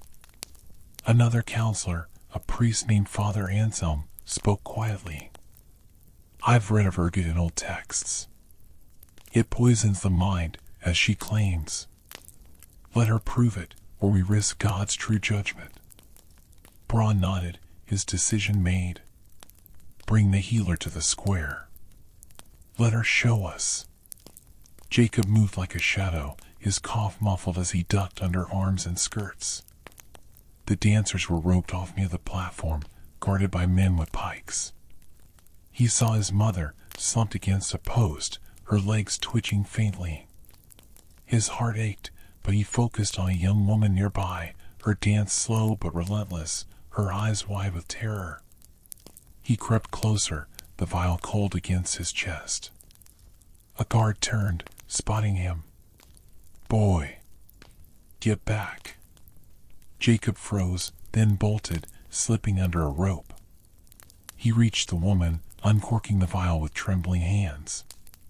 Drink, he whispered, pouring the remedy into her mouth. She choked, her body shuddering, but her movements slowed, her eyes clearing for a moment. The guard lunged, grabbing Jacob's arm, but the boy twisted free, dropping the empty vial. The crowd gasped as the woman staggered, her dance faltering, and murmurs spread. Lucas, watching from the edge, saw Jacob's act and pushed forward, shouting, "She's slowing. The remedy works." Margaret followed, her hood low, as the guard seized Jacob, dragging him toward Dietrich's platform. Dietrich's eyes blazed as Jacob was thrown at his feet. Another bewitched soul, he roared, lifting the boy by his tunic. This child serves the witch. The mob roared, their torches waving, but some hesitated, pointing to the woman whose dance had slowed. Lucas fought through the crowd, his voice lost in the din, as Margaret reached the platform's edge, her hands unbound but her presence a spark in the powder keg. Stop! Margaret shouted, climbing onto the platform. The guards hesitated, Braun's orders conflicting with Dietrich's. She faced the crowd, her voice clear. The grain was poisoned with ergot. My remedy slows the dance, you've seen it. Burn me, and you lose the cure. Dietrich grabbed her arm, his face contorted. Lies. You've cursed this boy, this city. He raised a torch, the flame dangerously close to the pyre. The mob surged, some chanting for Margaret's death, others calling for proof. Braun pushed through, flanked by counselors. Enough, he bellowed. Test her remedy on more dancers. If it fails, she burns. He turned to Margaret. You have 1 hour. Margaret nodded, her eyes scanning the dancers. Bring me water, herbs, anything to make more remedy. The roots are in my sack, find it. Vogel, standing nearby, ran to retrieve the sack, seized by the guards earlier. Lucas reached Jacob, pulling him from Dietrich's grasp. You're safe, he whispered, but Jacob's cough was worse, his face feverish. In Marta's house, Trophia lay still, her breathing faint. Marta tended her, her hands trembling as she spooned water between her lips. The remedy had given her moments of lucidity, but the fever was relentless. Marta prayed, her faith shaken by the chaos outside. She heard the mob's cries, the fire's roar, and wondered if the city would survive its own madness. In the square, Margaret worked under guard, mixing the last of her moonsee's roots with water from a nearby well. Vogel returned with the sack, its contents intact. She brewed the remedy in a borrowed pot, her hand steady despite the crowd's eyes. Lucas and Jacob helped, fetching water and holding the dancers steady as Margaret administered doses. One by one, the dancers slowed, some collapsing into exhausted heaps, others weeping as their bodies stilled. The crowd watched, their anger faltering. Braun stood with the counselors, his face grim but hopeful. Dietrich's voice rose again, weaker now. This is trickery. The devil's work. But the evidence was clear, the dancers were calming, their torment easing. Jacob, his strength fading, handed Margaret a cup of remedy, his cough tearing at him. She paused, her eyes narrowing. "You need medicine, boy," she said, but he shook his head, pointing to his mother. "Save her first." Lucas knelt beside Trophia, who was among the dancers now, her body still. He poured the remedy into her mouth, her hand twitching in his. "Come back," he whispered. Her eyes opened, meeting his, and for a moment she was his Trophia again. But Dietrich seized the moment, grabbing a torch and thrusting it toward the pyre. "If the council won't act, I will." The wood caught, flames leaping up. The crowd screamed, some rushing to stop him, others cheering. Margaret pushed Jacob behind her, facing Dietrich. "You'll kill them all," she shouted, but the flames were spreading, and the square was a tinderbox of panic. Lucas lifted Trophia, shielding her from the heat. Jacob clung to him, his cough a desperate sound. Vogel grabbed Braun's arm. "Stop this now, or we lose everything." Braun shouted orders, but the guards were overwhelmed, the mob a tide of chaos. As the pyre blazed, Margaret stood firm, her voice rising. "The truth is in the dancers. Look at them." The crowd turned, seeing the calm dancers, and a shift began, a murmur of doubt, a flicker of hope. But the flames were relentless, and Dietrich's zeal was a spark that could burn Strasbourg to ash. Flames of truth. The Strasbourg square was a maelstrom of fire and fear as the pyre's flames roared, casting a searing heat over the crowd. Father Dietrich stood atop the platform, his torch raised, his voice a thunderous call for divine judgment. "The witches' lies end here," he bellowed, pointing at Margaret, who faced him with defiance despite the guards gripping her arms. The dancers, roped off nearby, twitched and spun, their numbers dwindling as exhaustion and death took their toll. Trophia lay among them, her body still but trembling, her life sustained only by the faint effects of Margaret's remedy.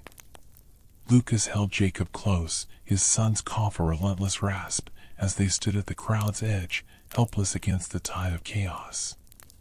Margaret's voice cut through the din, sharp and unyielding. "Look at the dancers," she shouted, pointing to those she treated, their movements slowed, some collapsed in exhausted heaps. "My remedy works.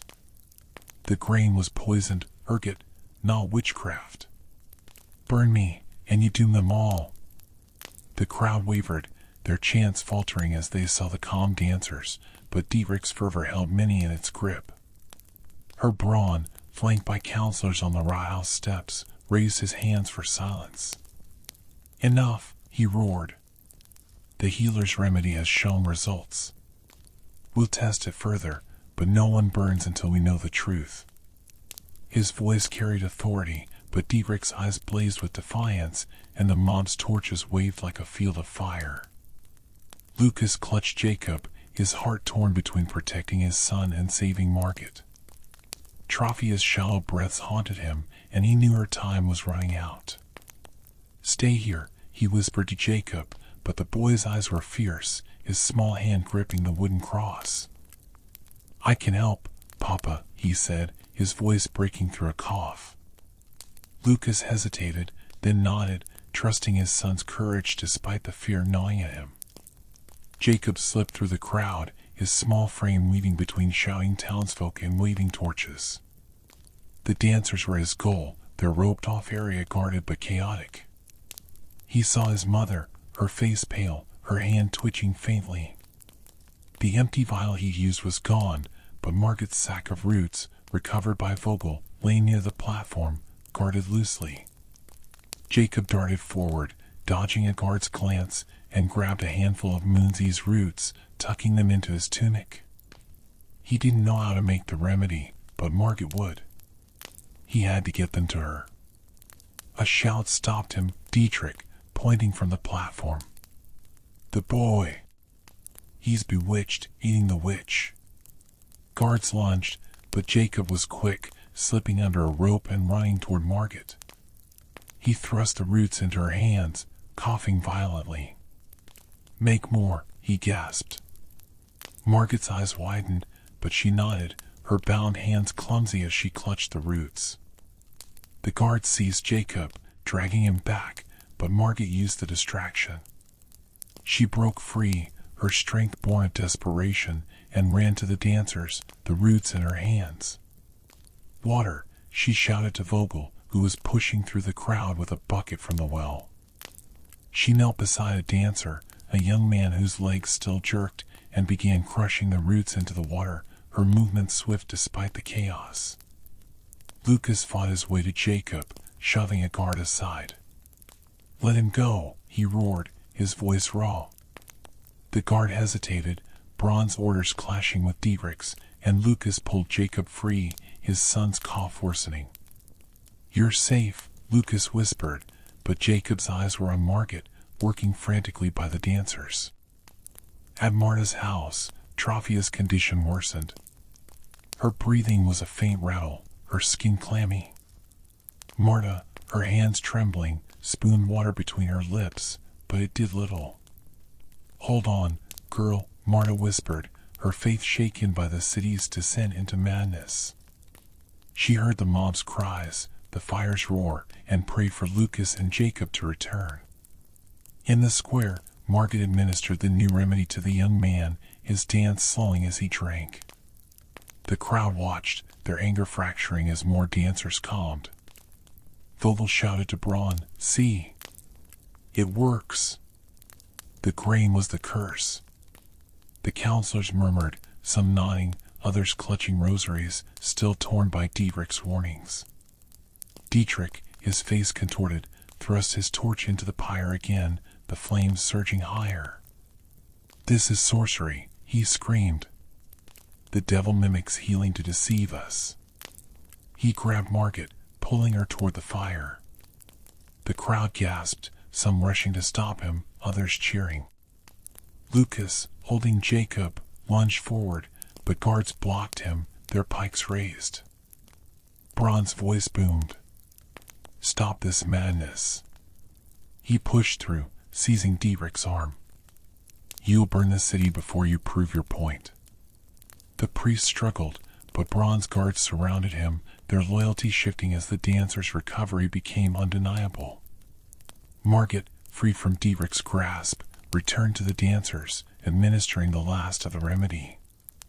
The young man she treated collapsed, his body still, his breathing steady. Another dancer, a woman, wept as her legs stopped twitching. The crowd's chants faded, replaced by whispers of awe and doubt. Jacob, leaning against Lucas, coughed violently, his face feverish.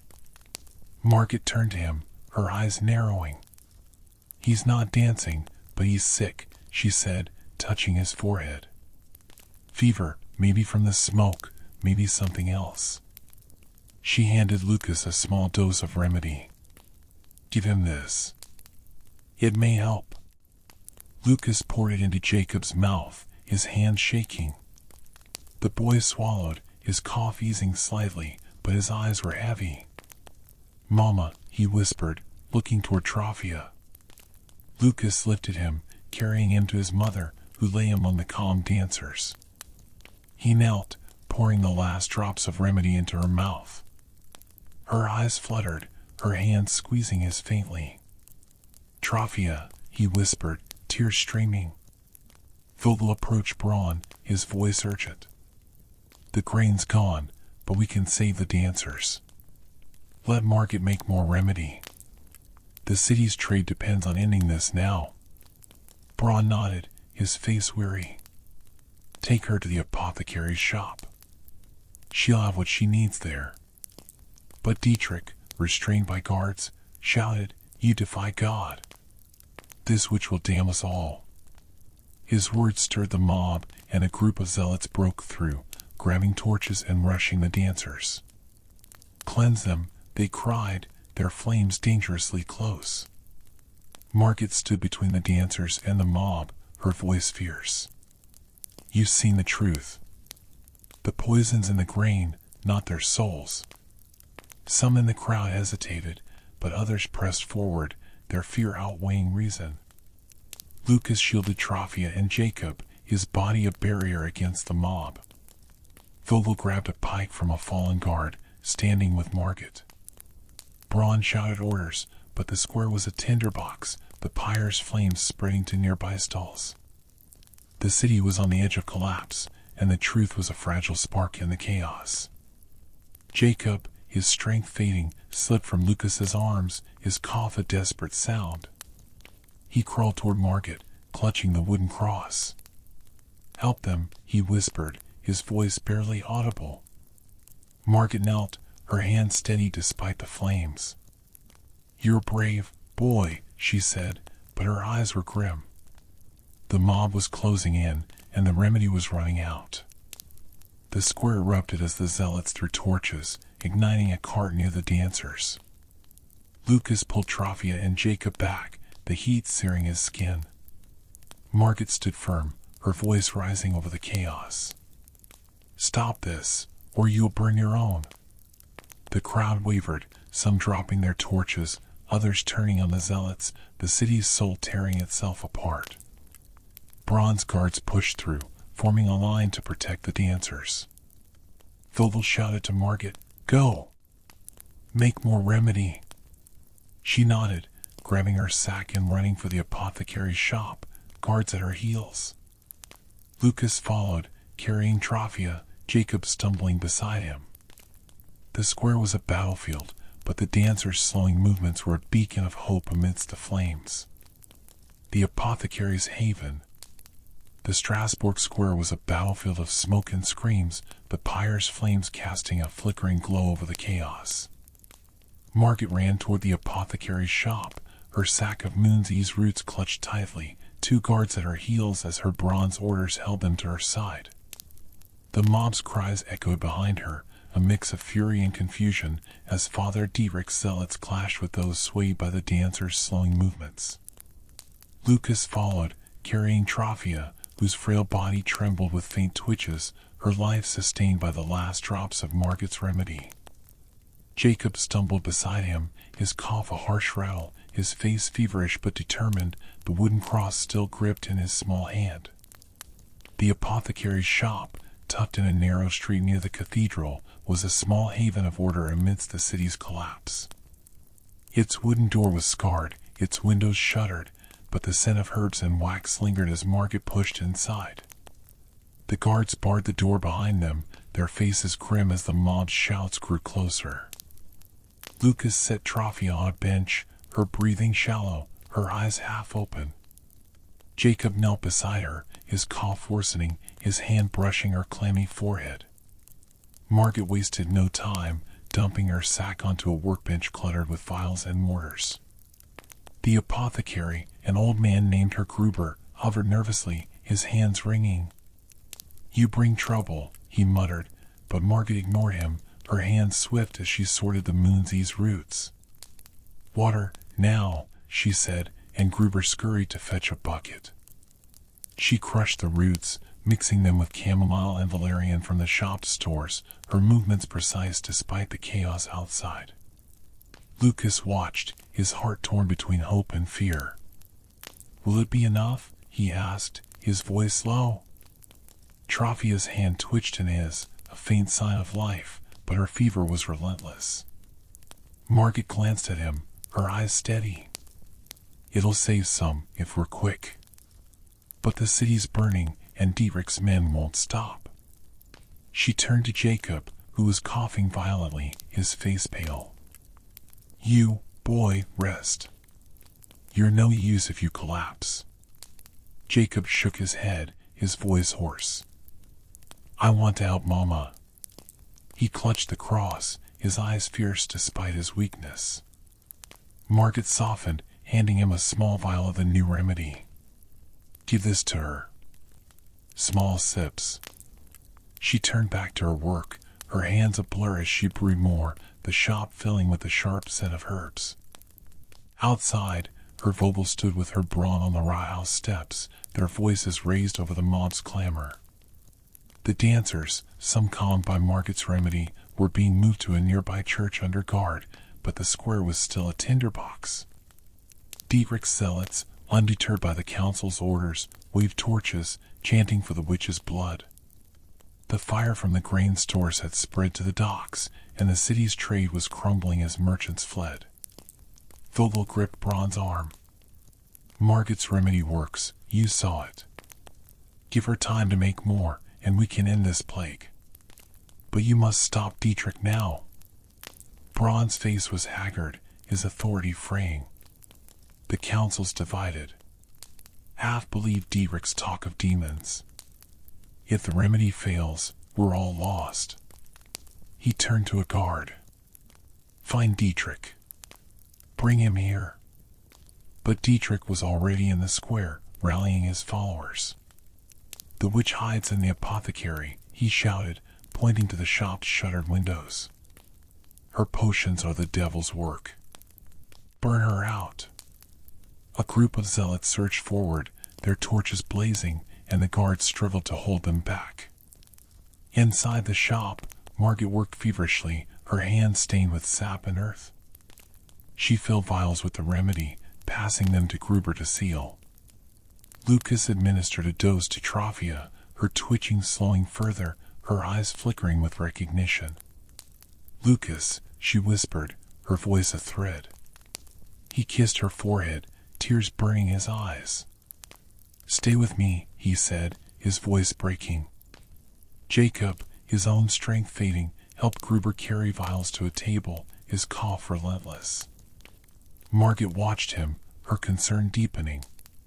He's not poisoned by ergot, she said to Lucas.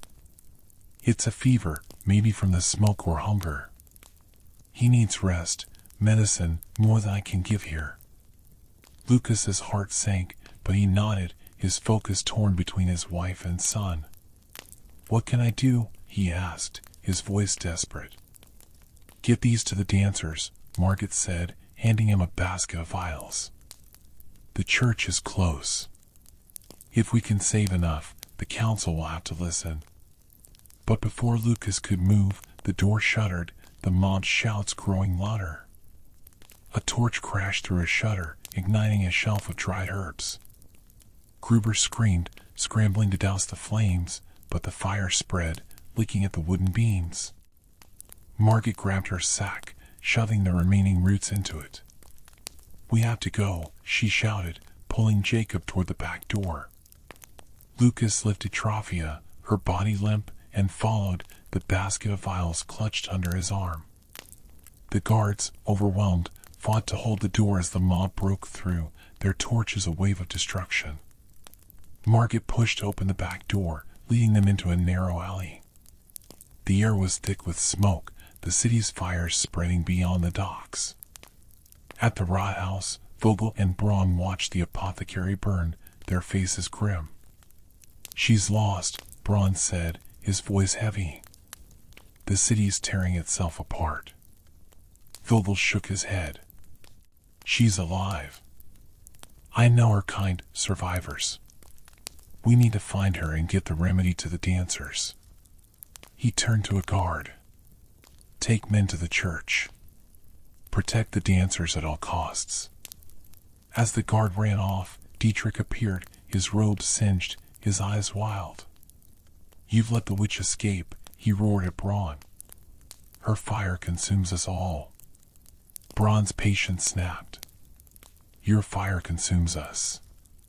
The remedy works, and you burn the city to prove your point.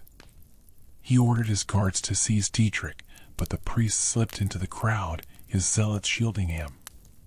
In the alley, Margaret led Lucas, Trophia, and Jacob toward the church, their path lit by the city's flames. The dancers were there, under guard, their numbers dwindling as the plague and exhaustion took their toll.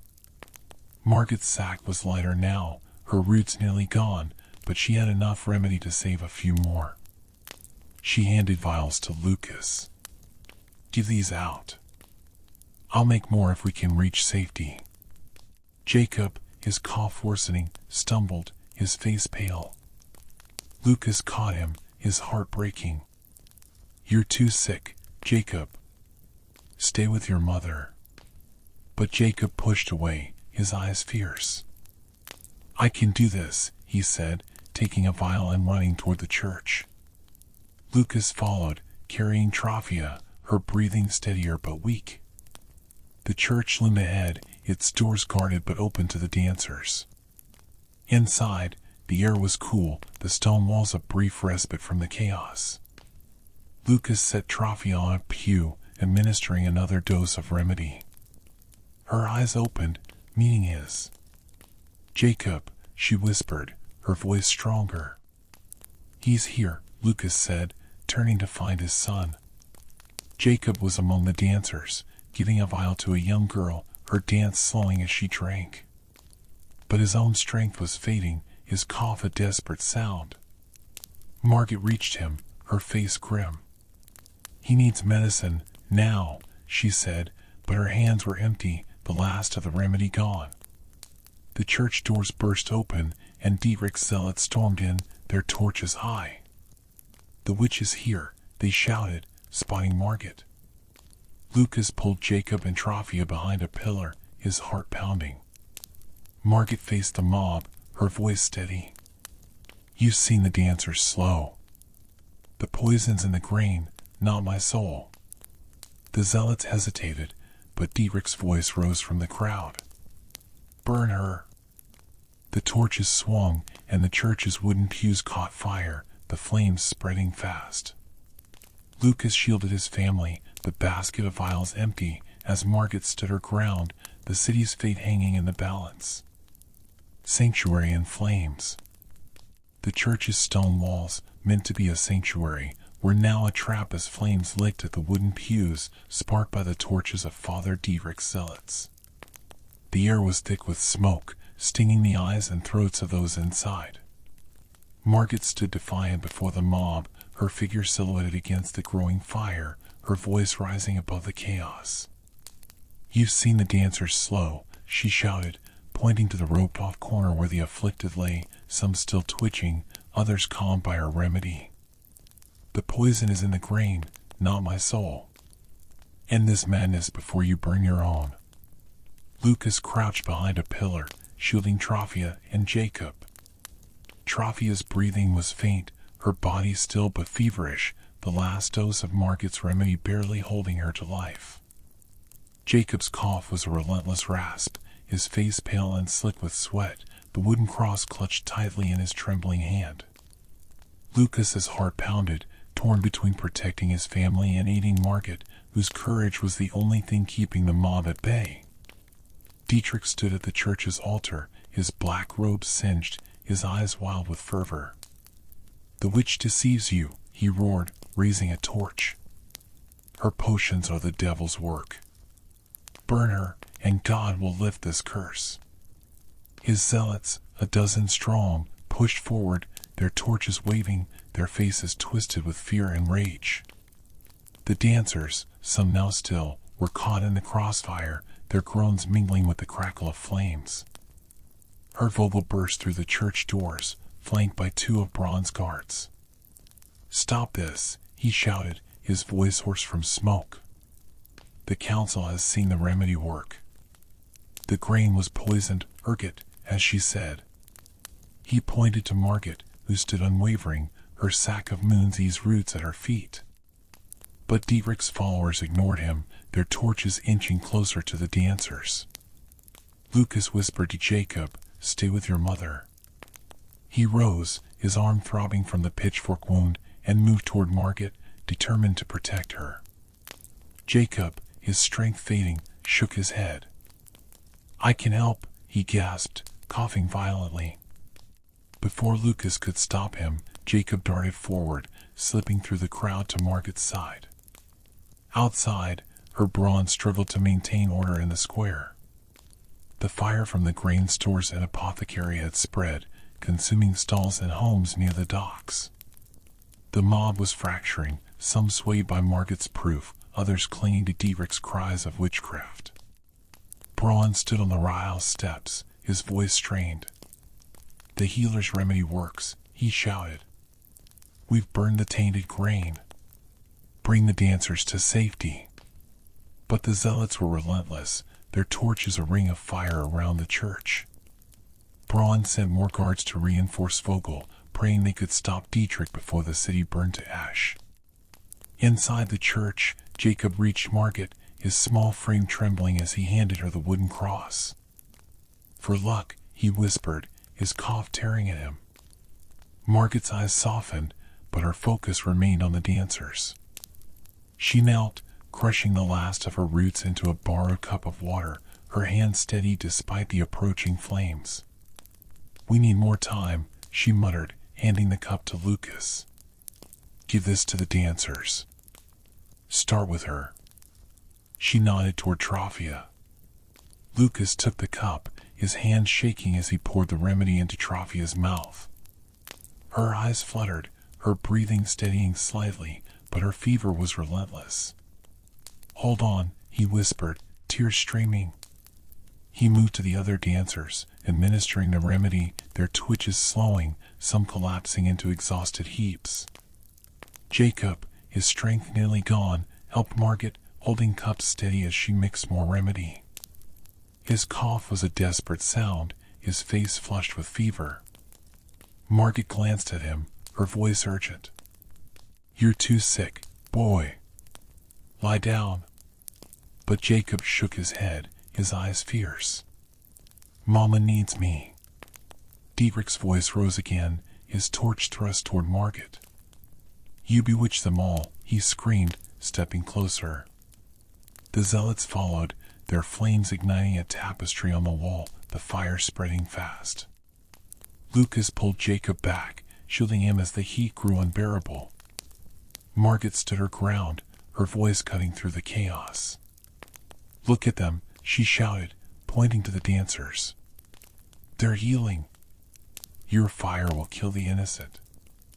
Vogel pushed forward, his pike raised to block Dietrich's path. "Enough, father," he roared. "You'll burn us all for your pride." The guards joined him, forming a line between the zealots and the dancers. The crowd wavered, some dropping their torches, swayed by the sight of the calm dancers. At Marta's house, the distant roar of the mob reached her ears, the fire's glow visible through the shutters. Trophia's absence left the room heavy with silence, and Marta prayed, her hands trembling over her rosary. She had seen the dancers slow, heard of Margaret's remedy, but the city's descent into madness shook her faith. She lit a candle, whispering for Lucas and Jacob's safe return. In the church, the fire was spreading, the wooden roof beams catching as smoke filled the air. Margaret worked frantically, mixing the last of her remedy, but her roots were gone, the sack empty. She handed the final cups to Lucas. "Get them out," she said. "The church won't hold." Lucas nodded, lifting Trophia and guiding Jacob toward the side door. The dancers followed, some staggering, others carried by guards. Vogel held the line against Dietrich's zealots, his voice hoarse. "Go! I'll hold them." But Dietrich was relentless, breaking through the guards with a torch in hand. He lunged at Margaret, his face contorted.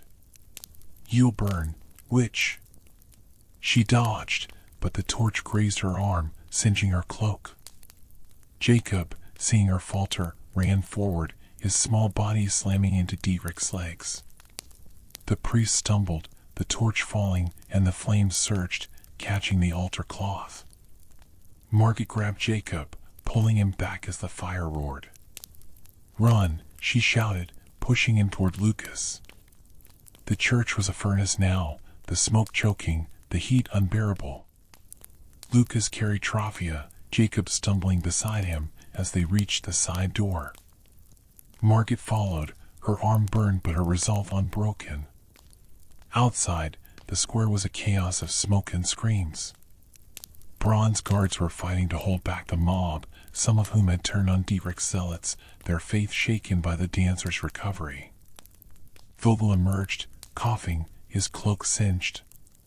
"The church is lost," he said to Braun. "Get the dancers to the hospital.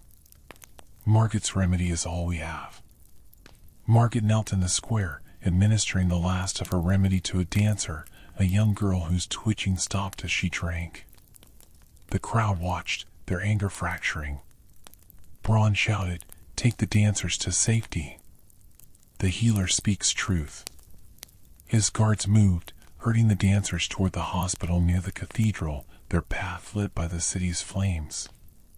Jacob collapsed, his cough a desperate sound, his face pale. Lucas dropped to his knees, cradling his son. "Stay with me," he whispered, his voice breaking. Margaret knelt beside them, her hands empty. "He needs more than my remedy," she said, her voice grim. "Fever's taken him, maybe from the smoke or hunger." Trophia stirred, her hand reaching for Jacob. "My boy," she whispered, her voice weak but clear. Lucas held them both, tears streaming as the city burned around them. Dietrich emerged from the church, his robes blackened, his eyes wild. "The witch escapes," he shouted, but his voice was weaker, his followers dwindling. The crowd turned, some grabbing him, their anger shifting from Margaret to the priest who'd fueled their fear. Braun seized the moment, his voice booming. "The grain was poisoned. The healer's remedy saves lives. End this now." The mob wavered, and the dancers, some now walking, were led to safety. Margaret stood, her face bruised and burned, but her eyes fierce. "We need more herbs," she said to Vogel. "The hospital stores may have what I need." As they moved toward the hospital, the church's roof collapsed, sending a shower of sparks into the sky. Strasbourg was breaking, but the truth was rising from the ashes. The hospital's hope. The hospital near Strasbourg's cathedral was a grim refuge, its stone walls echoing with the moans of the sick and the dying. Margaret moved through the crowded wards, her hands stained with earth and herbs, her face bruised from the mob's stones. The dancers, now fewer than 100, lay on straw pallets, some still twitching, others calmed by her remedy but weakened by days of relentless motion. Lucas carried Trophia inside, her body light as a child's, her breathing steadier but shallow.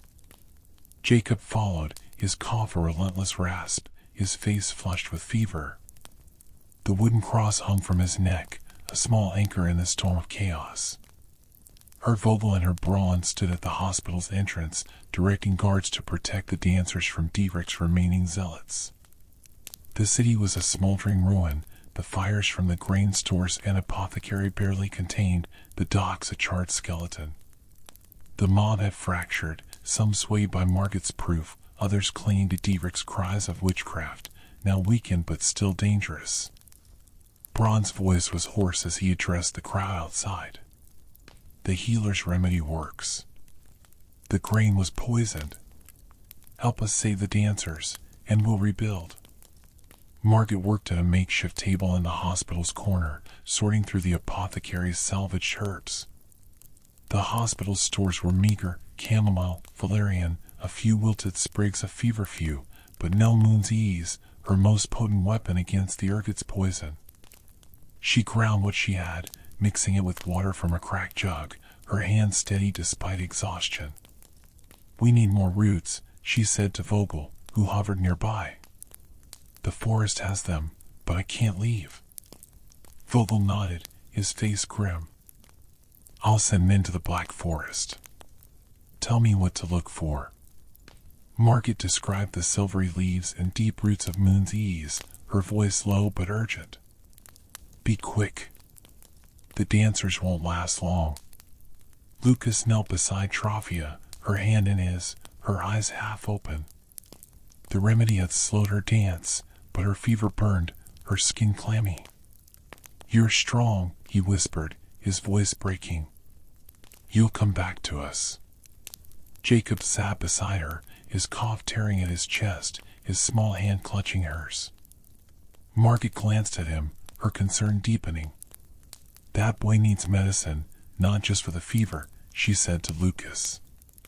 "The ergot may not have touched him, but the city's air, smoke, hunger is killing him." Lucas's heart twisted. "What can I do?" he asked, his voice desperate. "Keep him warm, hydrated," Margaret said. "I'll make something for the fever when I can."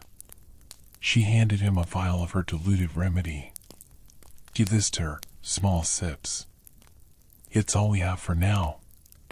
Outside, the square was a battlefield of ash and anger.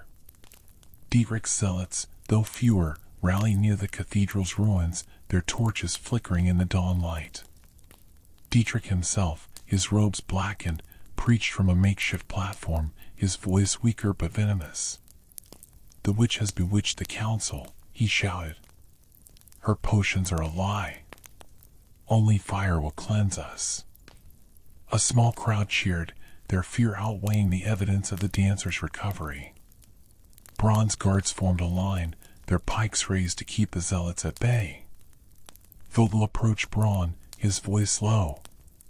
"Dietrich's losing ground, but he's still dangerous. If he rallies the mob again, the hospital won't be safe." Braun nodded, his face weary. "I've sent for more guards from the city gates. We'll hold the hospital. But the remedy must work, or we're lost." He glanced at the smoldering docks, the city's trade lifeline in ruins. "The merchants are fleeing. If we don't end this soon, Strasbourg starves."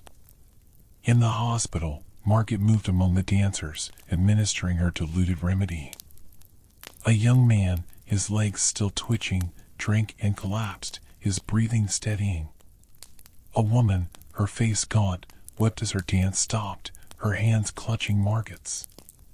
"Thank you," she whispered, her voice raw. Margaret nodded, her own exhaustion hidden behind a mask of resolve. But the remedy was running low, and without more moon's ease, she could only delay the inevitable. Jacob, his strength fading, helped carry water to the dancers, his cough a constant companion. Lucas watched, torn between pride and fear. "You need to rest," he said, pulling Jacob close. But the boy shook his head, his eyes fierce. "Mama's better because of Margaret. I have to help." Margaret overheard, her voice soft but firm. "You're brave, boy, but you're sick.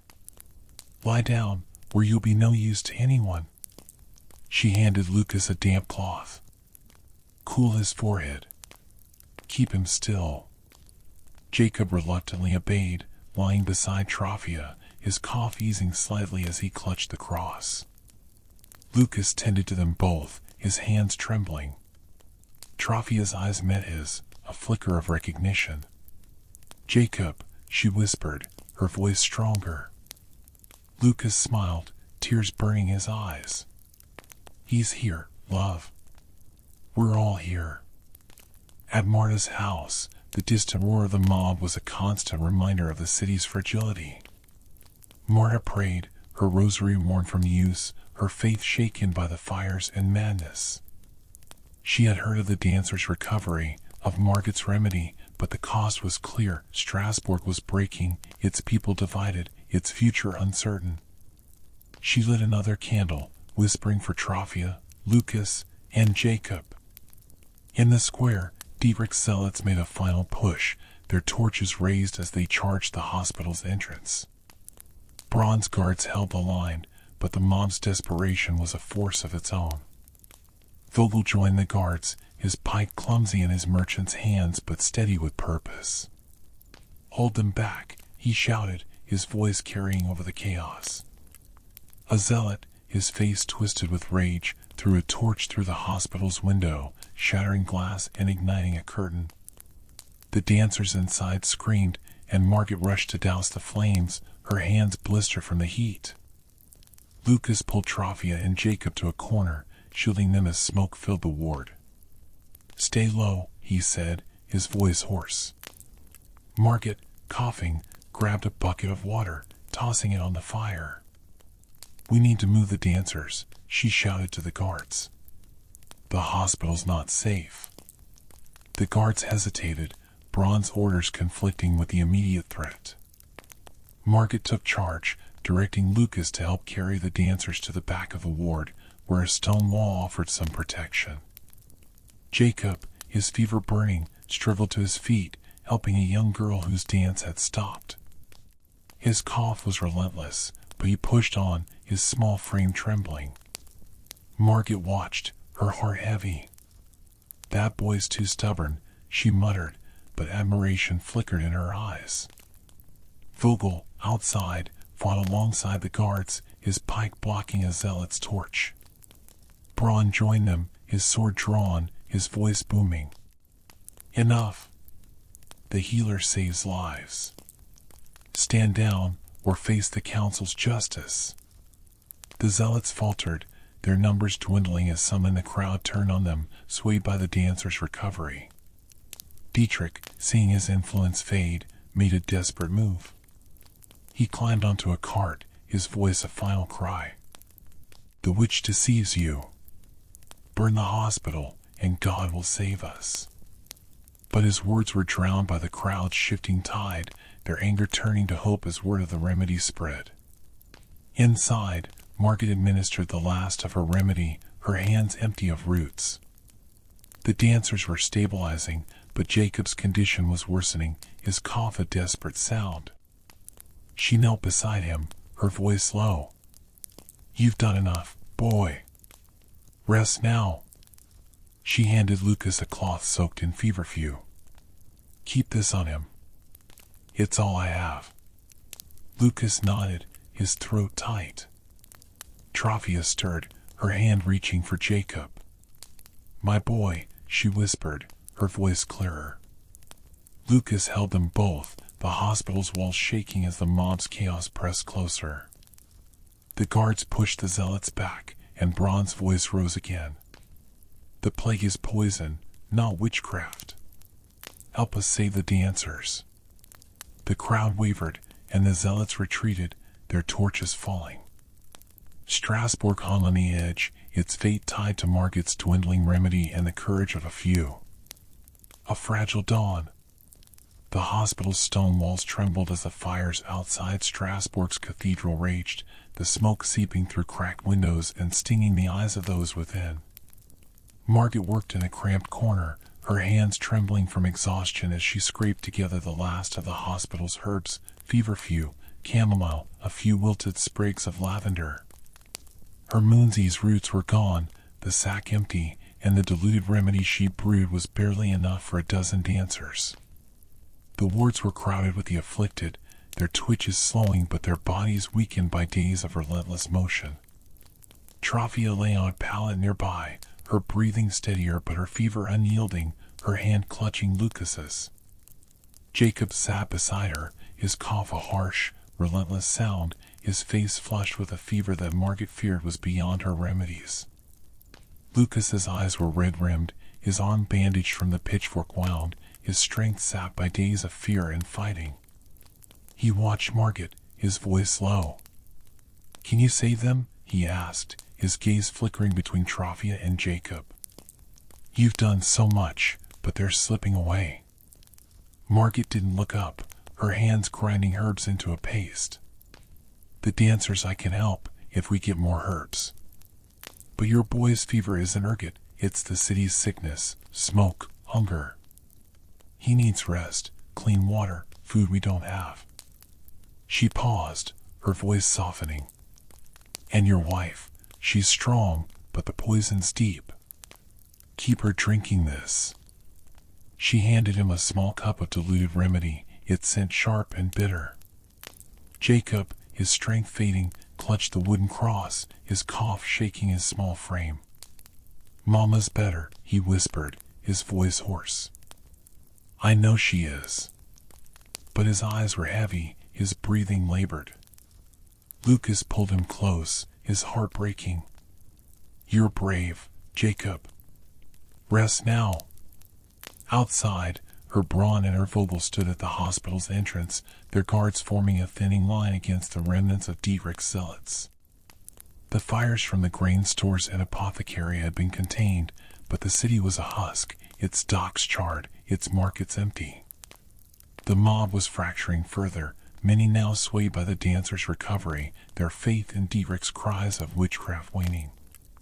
Braun's voice carried over the square. "The healer's remedy saves lives. Help us rebuild, or we all starve." Vogel, his cloak torn and singed, approached Braun. "Margit needs herbs, moon's ease, from the Black Forest. I've sent men, but they won't return for hours. We need to hold the hospital until then." Braun nodded, his face etched with exhaustion. "Dietrich's men are few, but they're desperate. If they breach the hospital, we lose everything." He turned to a guard. "Reinforce the doors. No one gets in without my order." In the square, Father Dietrich's voice was a fading echo, his followers dwindling to a handful of diehards. He stood on a cart, his robes blackened, his eyes wild with desperation. "The witch deceives you," he shouted, but the crowd's response was tepid, their torches lowered. The sight of dancers walking, some even speaking, had shifted the city's mood. Yet Dietrich's zealots, fueled by fear, rallied for one last push, their torches aimed at the hospital's walls. A young guard, loyal to Braun, confronted Dietrich. "Your words have burned half the city," he shouted, his pike raised. "Stand down, or face justice." The crowd murmured, some cheering the guard, others hesitating. Dietrich's face contorted, but he saw the tide turning. He slipped into the shadows, his zealots following, plotting one final act. Inside the hospital, Margit moved among the dancers, administering the last of her remedy. A young man, his legs still, thanked her with tears in his eyes. A woman, her dance broken, gripped Margit's hand, whispering prayers. But the remedy was nearly gone, and the dancers' recovery was fragile, their bodies ravaged by starvation and exhaustion. Margit's own strength was fading, her arm burned from Dietrich's torch, her body bruised from the mob's stones. Lucas tended to Trophia, spooning the diluted remedy into her mouth. Her eyes opened, meeting his, a flicker of her old strength. "Jacob," she whispered, her voice clearer. Lucas nodded, tears streaming. "He's here, love. He's fighting for you." He turned to Jacob, whose cough was relentless, his face pale. Margit knelt beside him, her hands gentle as she checked his pulse. "He's burning up," she said, her voice grim. "I can make a fever tea with what's left, but it's not enough." Jacob stirred, his eyes heavy but fierce. "Save Mama," he whispered, his cough shaking him. Margit shook her head, her voice soft. "You're as stubborn as she is, boy." She mixed a weak tea from feverfew and water, handing it to Lucas. "Give him this. Keep him cool." Lucas obeyed, his hands trembling as he held the cup to Jacob's lips. The boy drank, his cough easing slightly, but his fever burned on. Trophia reached for him, her hand weak but steady. "My boy," she said, her voice breaking. Lucas held them both, his heart a knot of fear and hope. At Marta's house, the distant cries of the mob were a fading echo, but the fire's glow still lit the sky. Marta prayed, her rosary worn, her faith battered by the city's descent. She had heard of the dancers' recovery, of Margit's stand, but the cost was clear. Strasbourg was broken, its people divided, its future hanging by a thread. She lit another candle, whispering for Trophia, Lucas, and Jacob. In the hospital, the doors shuddered as Dietrich's zealots threw themselves against them, their torches casting shadows through the cracks. Margit worked faster, her hands shaking as she mixed the last of her herbs. We need time, she muttered, her voice strained. Vogel entered, his face grim. The forest men are back, he said, holding up a small bundle of moonsee's roots. It's not much, but it's all they could find. Margaret's eyes lit with hope. It's enough for now. She grabbed the roots, crushing them into a pot, her hands a blur. The guards reinforced the doors, but the wood groaned, splintering under the mob's assault. Lucas stood, his arm around Trafia, his other hand on Jacob's shoulder. We'll hold them, he said, his voice firm despite his fear. The doors burst open, and Dietrich's zealots stormed in, their torches high. The witch, they shouted, their eyes fixed on Margit. Vogel raised his pike, joined by the guards, forming a barrier. Margit stood her ground, her voice rising. You've seen the dancers heal. Your priest lies to you. The zealots hesitated, their torches wavering as they saw the calm dancers. A woman in the crowd, her husband among the recovered, stepped forward. She saved him, she cried, pointing to a man sitting upright, his dance broken. Others joined her, their voices drowning Dietrich's followers. Dietrich appeared at the door, his face twisted. You all burn, he shouted, but his voice was weak, his followers faltering. Bronze guards seized him, dragging him back, and the crowd turned, their anger shifting to the priest who fueled their fear. Margit handed the new remedy to Lucas. Give this to the dancers. Start with her. She nodded to Trafia. Lucas obeyed, his hand steady as he poured the liquid into her mouth. Her breathing strengthened, her eyes clearer. Jacob watched, his cough easing slightly, his hand clutching the cross. The hospital held, the zealots driven back, and the city's tide turned toward hope. But Jacob's fever burned on, and Margit's herbs were nearly gone. Strasbourg's survival hung on a fragile thread, and the dawn was far from certain. Threads of healing. The hospital's wards were a fragile sanctuary, the air heavy with the scent of herbs and the groans of the afflicted. Margit worked at a cluttered table, her hands trembling as she rationed the last of the moonsee's roots brought from the black forest. The hospital's stores were nearly depleted, offering only a handful of feverfew and chamomile to bolster her remedy. The dancers, now fewer than 50, lay on straw pallets, their twitches fading as the ergot's poison weakened under her care. But the cost was clear, many were too far gone, their bodies ravaged by starvation and exhaustion, and Margit's remedies were running out. Lucas sat beside Trafia, her hand in his, her breathing steadier but her fever persistent. The latest dose of Margit's remedy had brought clarity to her eyes, a faint spark of the woman she'd been, but her strength was fragile. Jacob lay next to her, his cough a relentless rasp, his face flushed with a fever that Margit had warned was beyond the ergot's reach. The wooden cross hung from his neck, its edges worn from his grip, a symbol of his stubborn hope. Lucas's heart ached, his own strength sapped by days of fighting and fear, his arms still throbbing from the pitchfork wound. Margit glanced at them, her face etched with exhaustion. Your wife's holding on, she said, her voice low. The remedy's working, but she needs food, rest, things this city can't provide yet. The boy, she paused, her eyes grim. His fever's not the plague. It's the smoke, the hunger, maybe something deeper. I've no herbs left for him.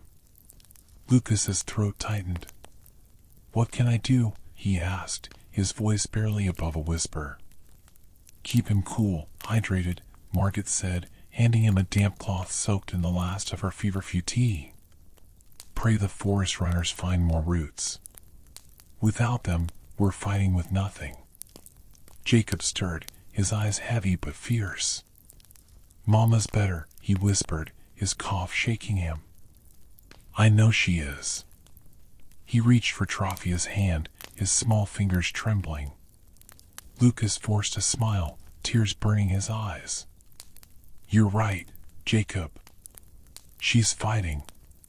Outside, the square was a smoldering ruin, the fires from the grain stores and apothecary finally subdued, leaving charred scars across Strasbourg's heart. Herr Braun and Herr Vogel stood at the hospital's entrance, their guards weary but resolute.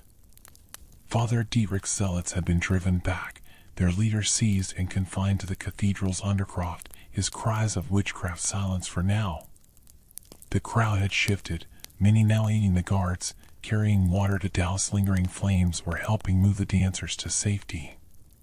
The city was turning toward hope, but it was a fragile thread, frayed by famine and fear. Vogel approached Braun, his cloak torn, his face blackened with soot. "The dancers are stabilizing," he said. "Margit's remedy is working, but she needs more herbs. The forest runners won't be enough. We need to search the merchant stores, the apothecaries in nearby towns." Braun nodded, his face haggard. "I've sent word to Basel and Freiburg. If they have herbs, they'll come, but the roads are dangerous, and trade's dead." He glanced at the hospital, its walls scarred by the mob's torches. "We need to rebuild, Vogel. The Hanseatic League won't wait forever." Vogel's eyes hardened. "Then let's show them Strasbourg's not broken. Protect Margit, and we'll save the dancers, and the city's future."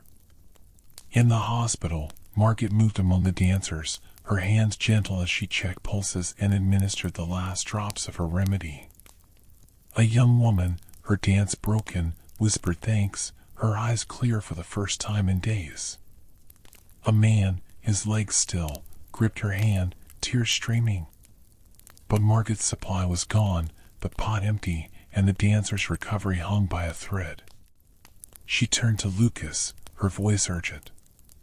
"The forest runners must be close. If they don't return soon, we lose half these souls." Lucas nodded, his eyes on Trophia and Jacob. He stood, his strength faltering, and approached a guard. "Any word from the forest?" The guard shook his head, his face grim. "They're overdue. The roads are blocked, looters, maybe worse." Margit overheard, her jaw tightening. "Then we improvise," she said, sorting through the hospital's meager stores. She found a small jar of willow bark, its bitter properties a weak substitute for moon's ease. "This might help the fevers, but it's not enough for the ergot."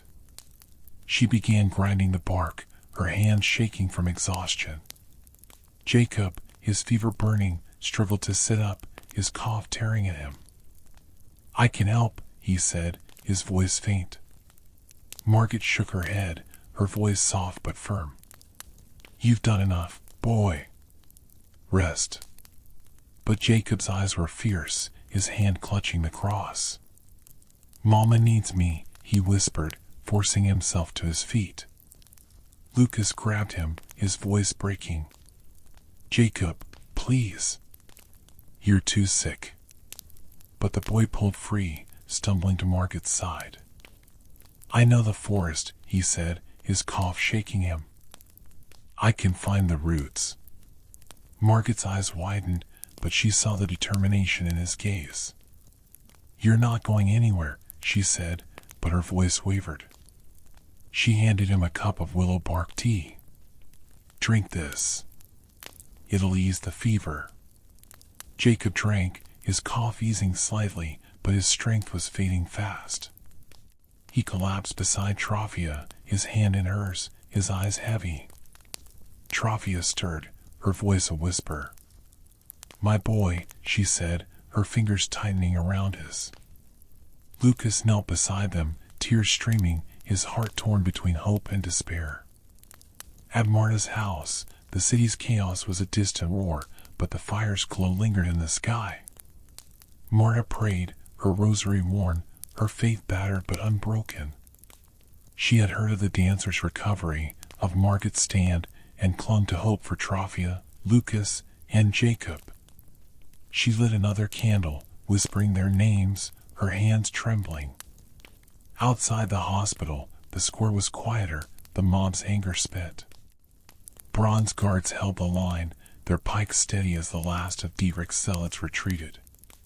Vogel organized a group of townsfolk to clear debris, their faces weary but hopeful.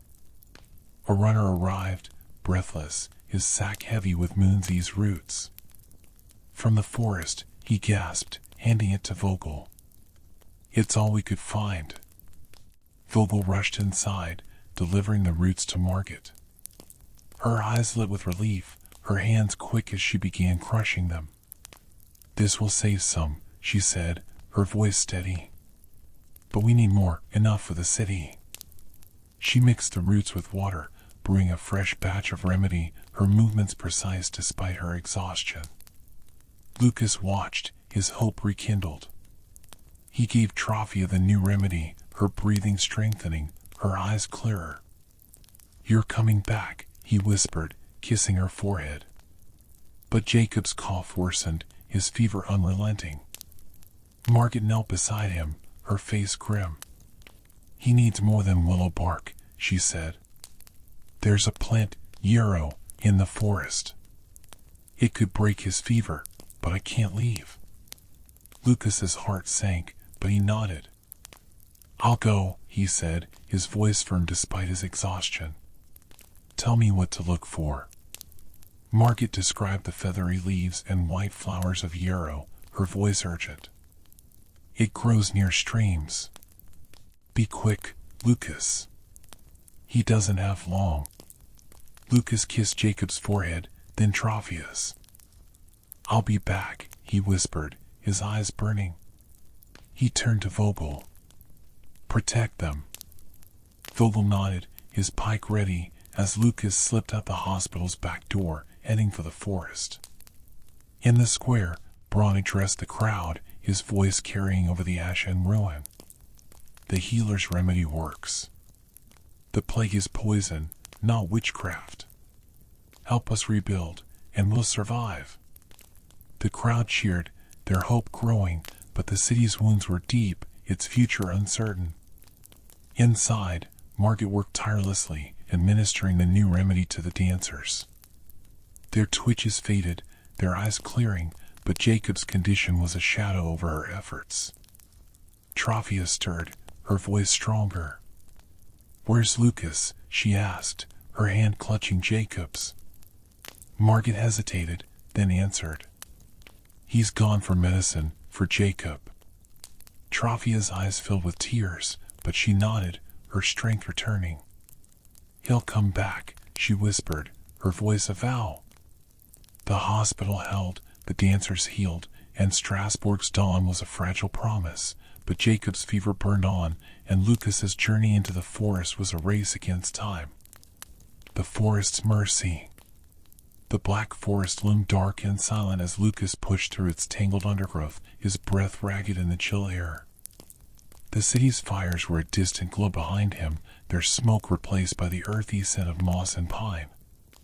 Margit's description of yarrow, feathery leaves, white flowers, near streams, echoed in his mind, driving him forward despite the ache in his wounded arm and the weight of fear for Jacob and Trophia. His son's fever was a knife in his heart, and Trophia's fragile recovery hung by a thread. The forest was his only hope, but its shadows hid dangers, looters, wolves, or worse. Back in Strasbourg's hospital, Margit worked with relentless focus, her hands grinding the last of the moonsee's roots into a dwindling supply of remedy. The dancers, now barely 40, lay on pallets, their twitches fading as the ergot's poison weakened. Trophia rested in a corner, her breathing steadier, her eyes clearer, but her fever lingered, a shadow of the plague's toll. Jacob lay beside her, his cough a harsh, relentless rasp, his face flushed with a fever that threatened to consume him. The wooden cross hung from his neck, its edges worn, a faint symbol of his fading strength. Margit glanced at Trophia, her voice low. "Your husband's gone for yarrow. If he finds it, we can break the boy's fever. But we're out of time for the dancers."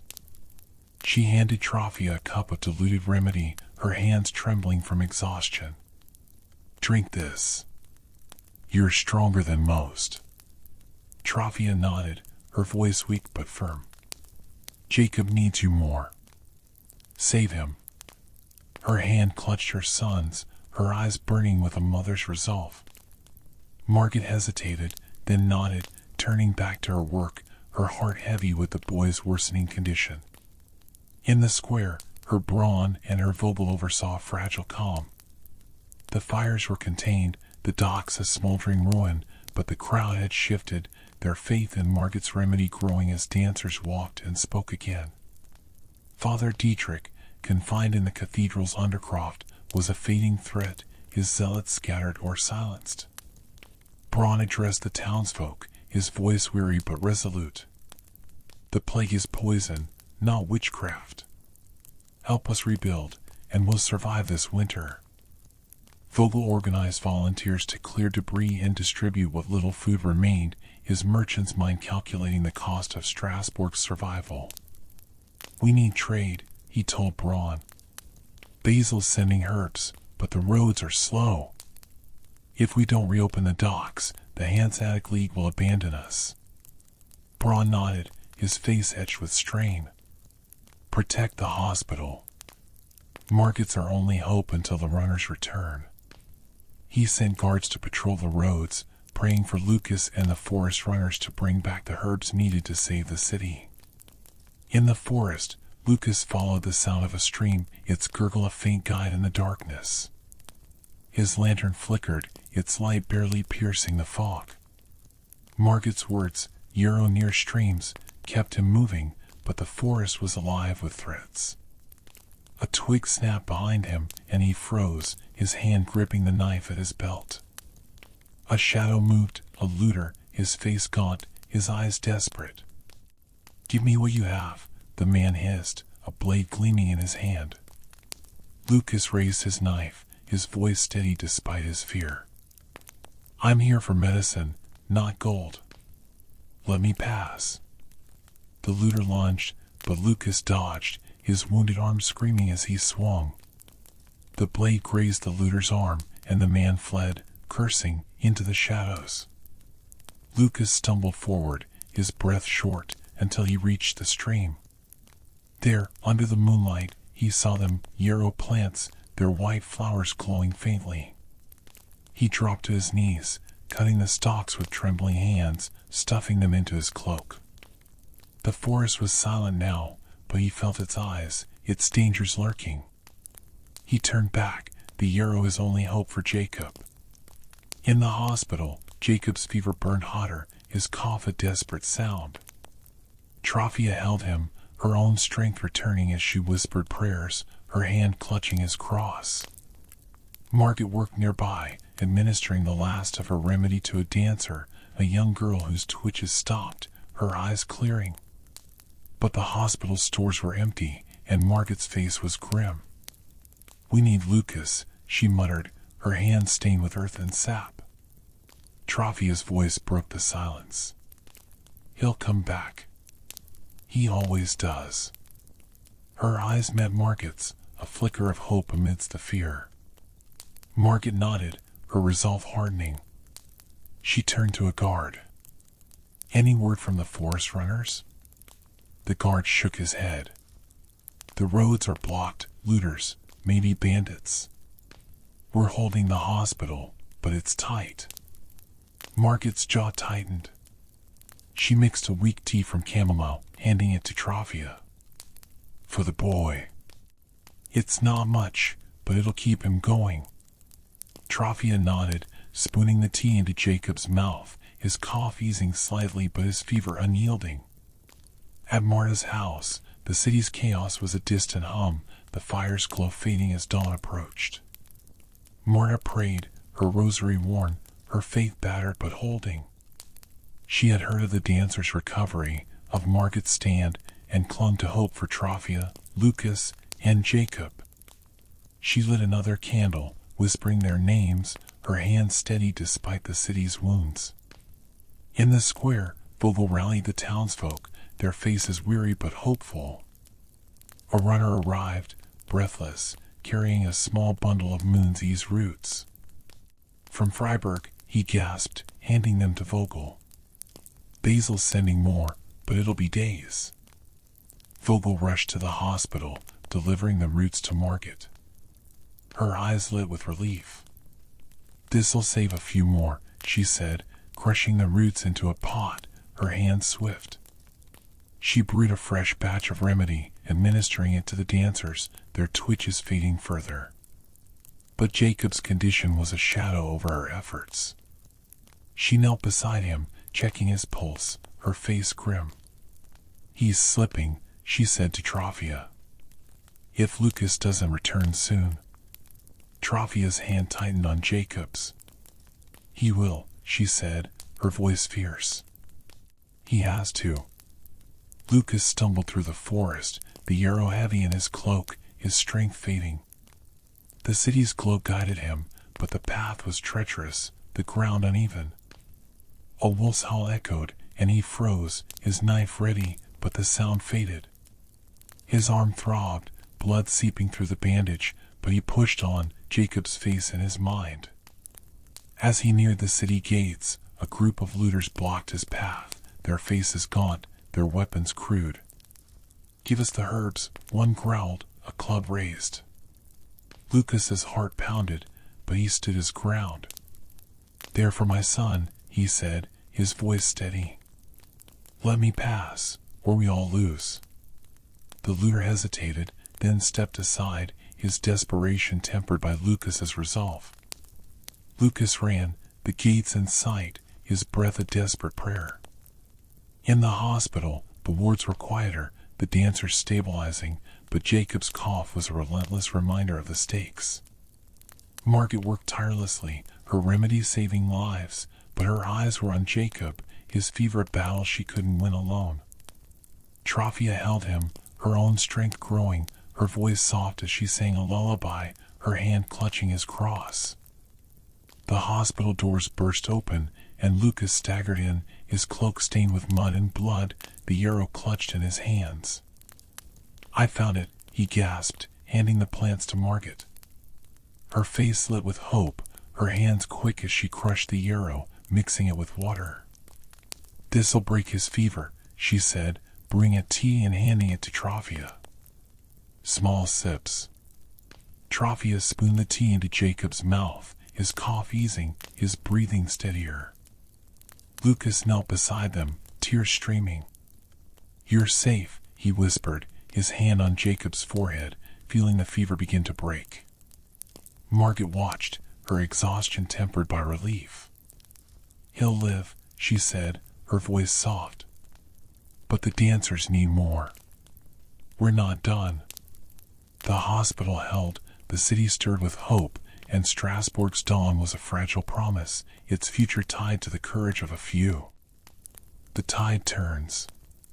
The hospital's wards were a quiet battleground, the air heavy with the scent of yarrow and chamomile, the moans of the dancers fading as Margaret's remedies took hold.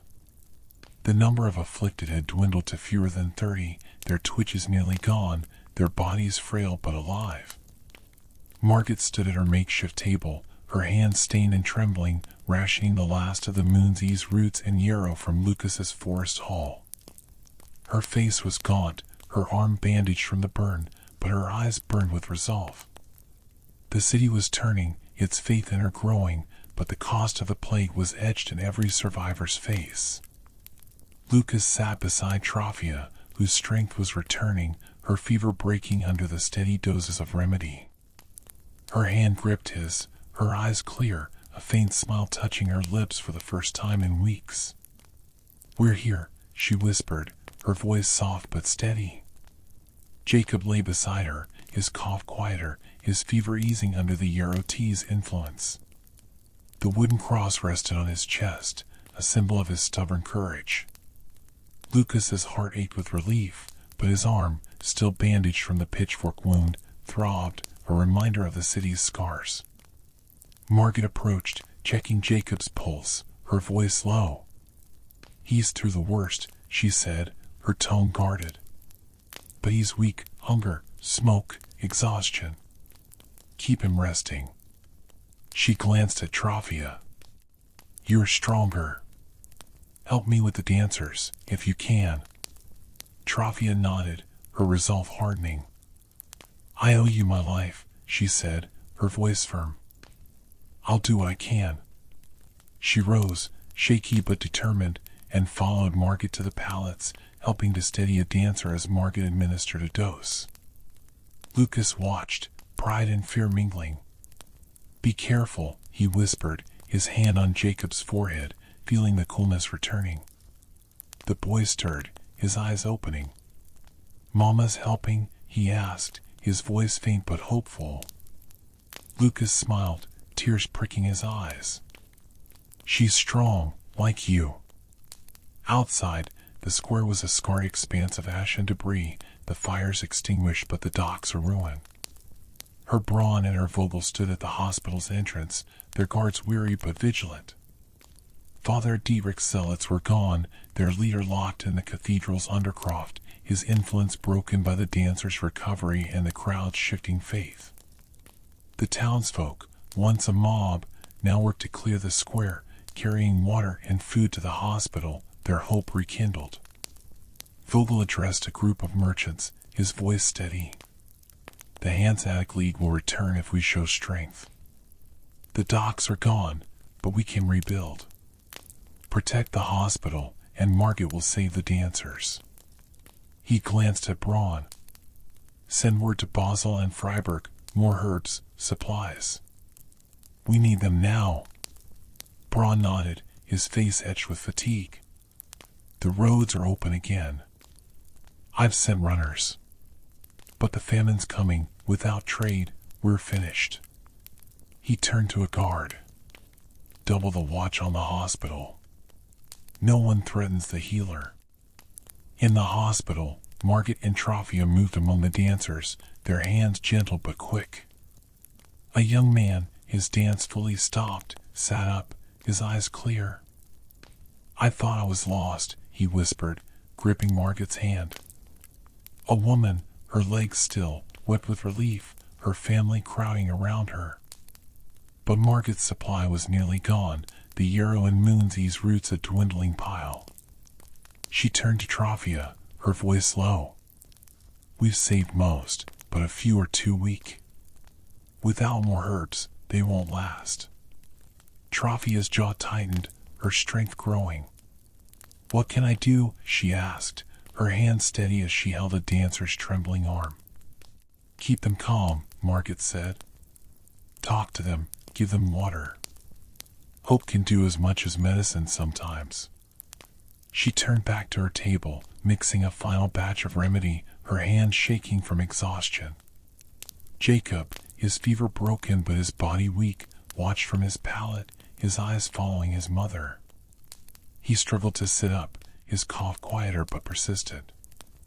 Lucas gently pushed him down. "Rest, Jacob. You've done enough." But Jacob's eyes were fierce. "I want to help," he whispered, his hand clutching the cross. Lucas hesitated, then nodded, helping him sit, wrapping a blanket around his shoulders. "Stay close," he said, his voice soft. At Marta's house, the city's calm was a faint echo, the fire's glow gone, replaced by the pale light of dawn. Marta prayed, her rosary worn, her faith strengthened by word of the dancer's recovery. She had heard of Trophia's strength, Jacob's survival, and Margaret's courage, and her hope grew. She lit another candle, whispering their names, her hand steady.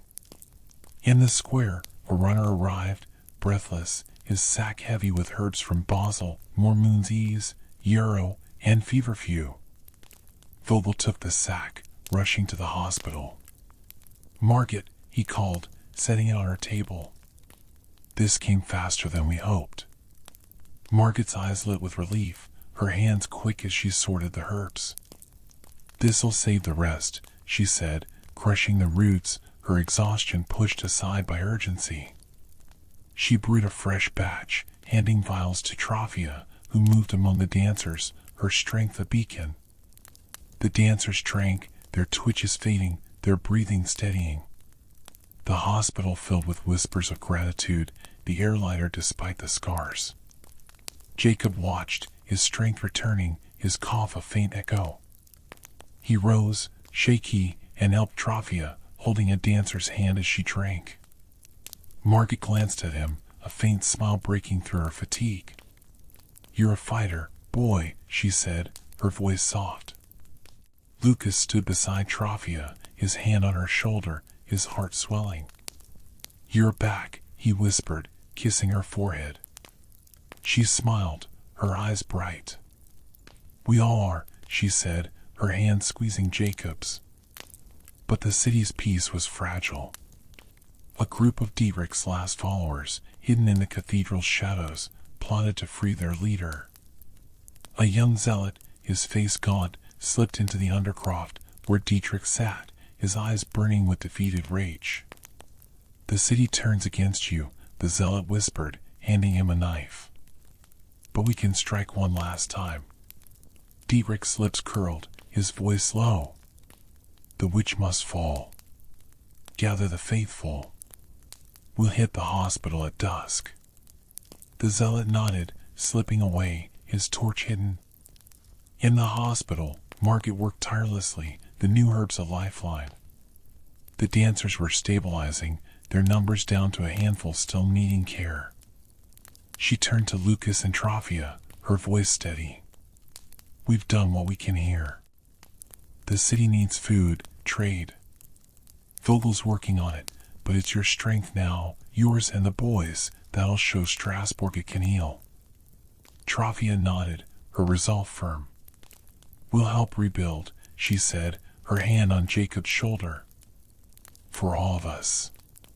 Jacob, his cough nearly gone, stood taller, the cross around his neck gleaming.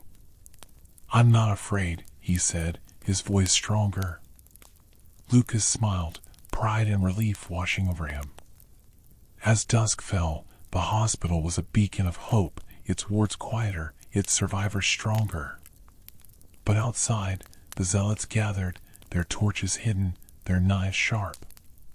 Vogel, patrolling with the guards, sensed the tension, his merchant's instincts sharp. "Something's coming," he muttered to Braun. "Double the watch." The city held its breath, its dawn hard-won but threatened by the shadows of fanaticism.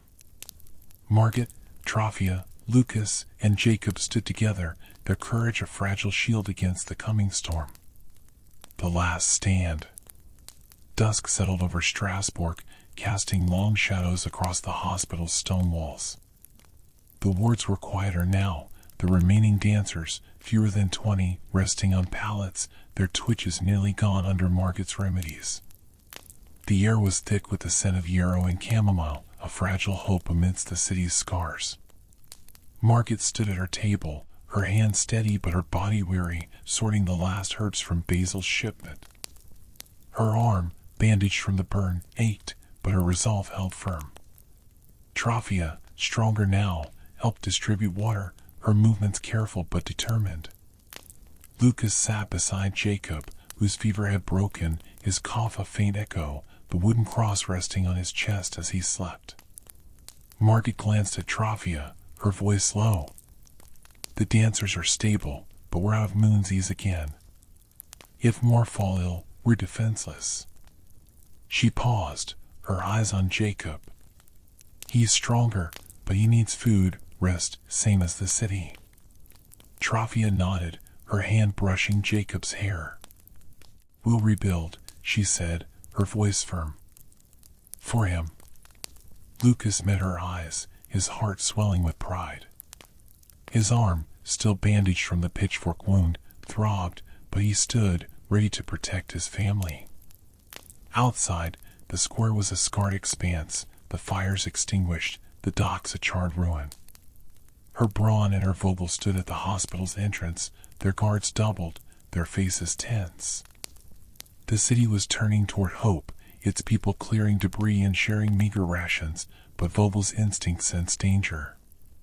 "Dietrich's men are quiet," he said to Braun. "Too quiet.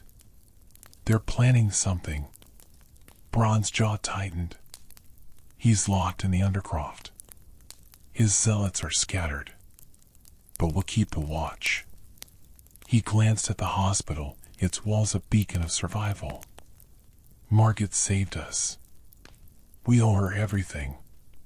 In the cathedral's undercroft, Father Dietrich knelt in the damp darkness, his robes blackened, his hands gripping a stolen knife. The young zealot who'd freed him whispered urgently, "We're ready, Father. 10 of us, with torches and blades." The hospital's weak, they're focused on the dancers. "We strike now." Dietrich's eyes gleamed, his voice a low hiss. "The witch must burn. Her lies have turned the city from God. We'll cleanse it tonight." He rose, his movement stiff but resolute, leading his followers through a hidden passage to the square. In the hospital, Margaret sensed the tension, her hands pausing over the last vial of remedy. A guard burst in, his face pale. "Zealots at the north gate. They're coming with torches."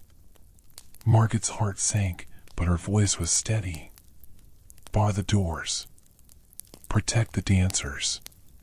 She turned to Trophia and Lucas. "Help me move them to the back, stone walls, fewer windows."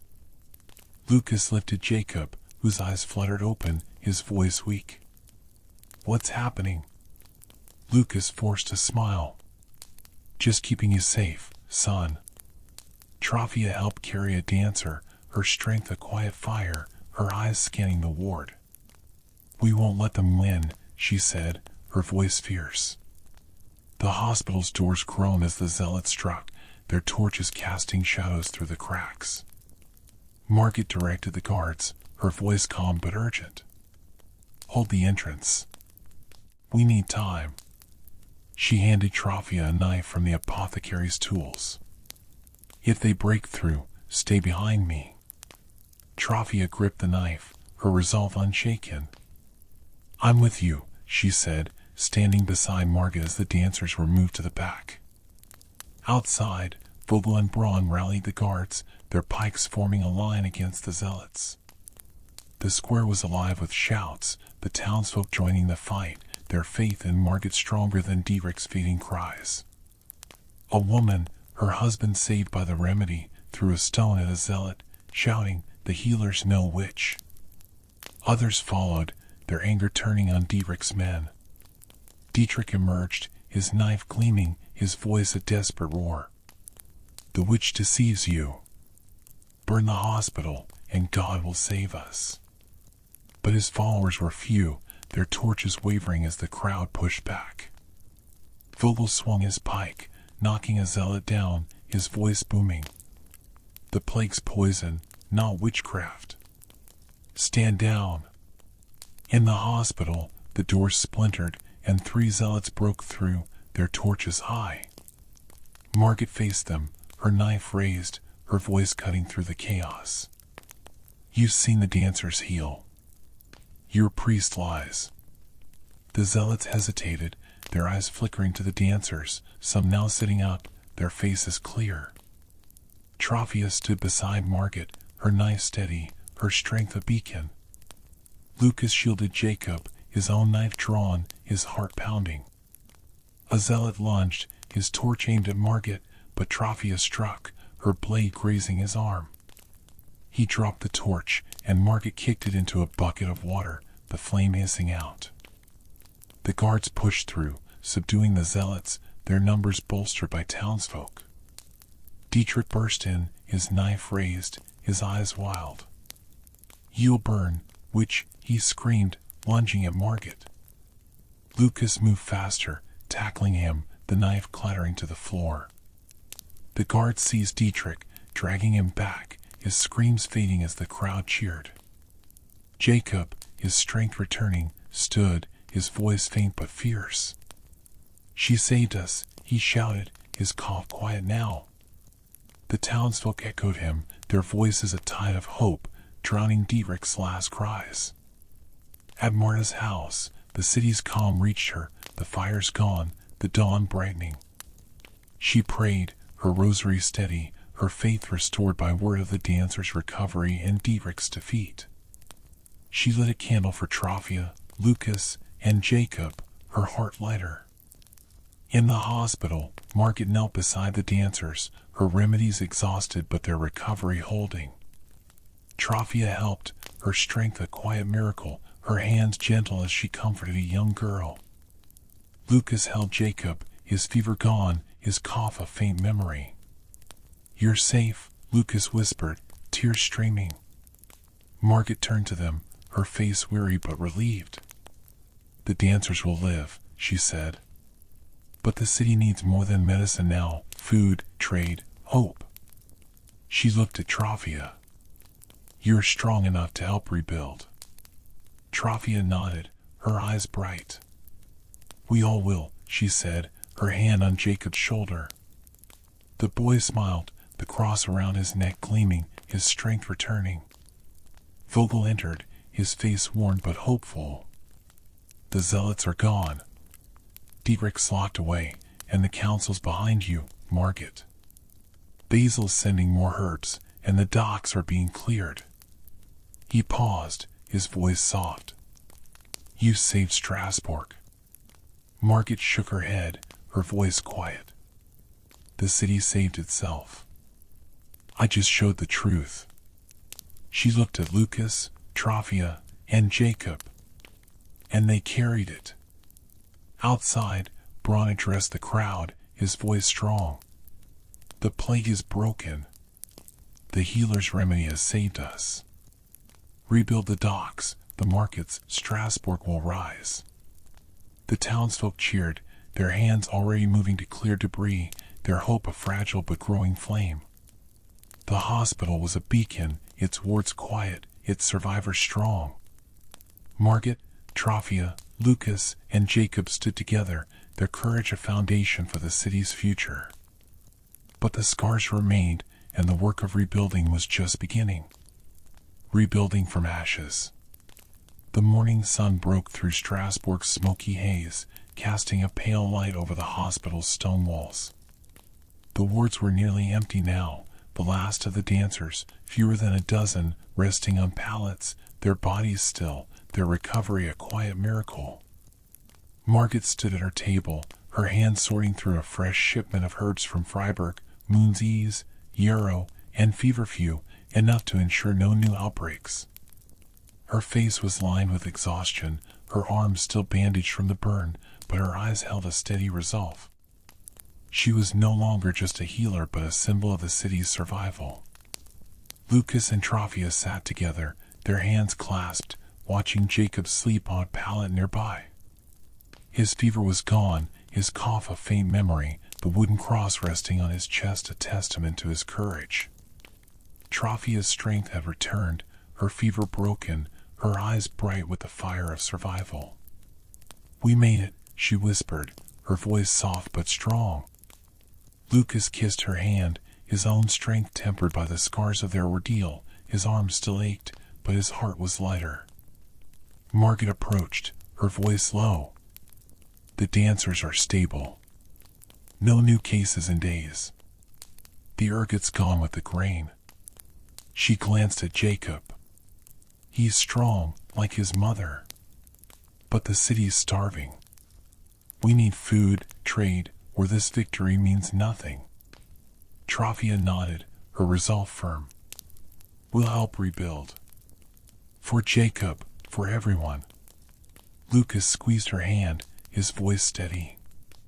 "We'll do it together." Outside, the square was a hive of activity, the townsfolk clearing debris from the charred docks and markets. Her Braun stood on the Rathaus steps, directing efforts to rebuild, his face weary but hopeful. Her Vogel, his merchant's cloak replaced with a worker's tunic, organized volunteers to salvage timber and stone. The city's trade lifeline was broken, but the Hanseatic League had sent word of support. Ships would come if Strasbourg could prove its stability. Vogel approached Braun, his voice urgent. "The docks need weeks, but we can clear a temporary berth by tomorrow. Basil's sending grain, and Freiburg's herbs are here. Margaret's teaching others her remedies. We won't be caught again." Braun nodded, his eyes on the hospital. "She saved us. But the famine's real. We need every hand, every voice." He glanced at the cathedral, where Father Dietrich remained confined, his influence broken but his name a lingering shadow. Keep the guards on him. His zealots are gone, but we take no chances. In the hospital, Margaret gathered a small group of apprentices, young women and men eager to learn her craft. She spread herbs on the table, her voice clear despite her fatigue. Moonseas for the ergot, yarrow for fevers, chamomile to calm. Mix them like this. She demonstrated, her hands steady, crushing roots into a pot. The plague's gone, but the knowledge stays. Strasbourg must never forget.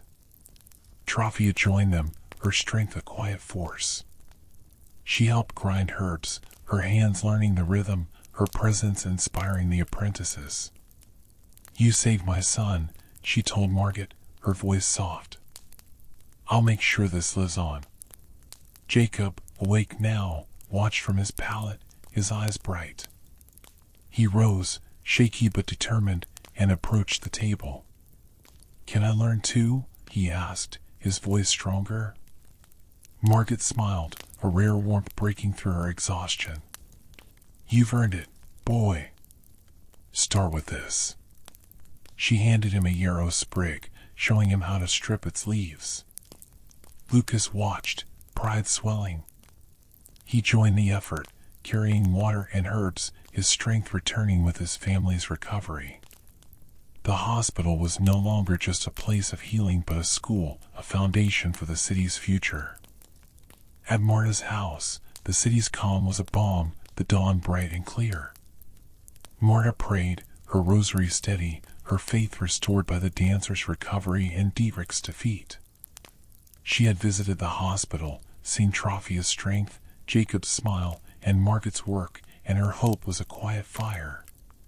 She lit a candle, whispering thanks, her hands no longer trembling. In the square, the townsfolk worked with renewed purpose, their voices mingling as they rebuilt.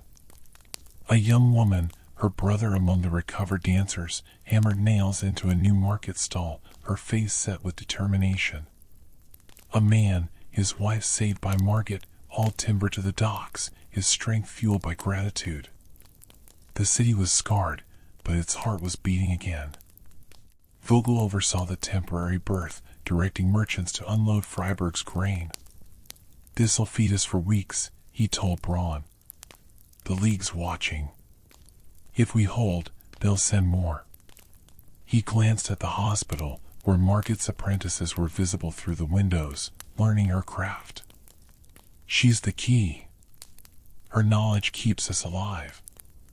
Braun nodded, his voice firm. She's under our protection. The council's drafting a proclamation, Margaret's no witch, but a healer. Strasbourg owes her its life. In the hospital, Margaret's apprentices worked diligently, their hands clumsy but eager.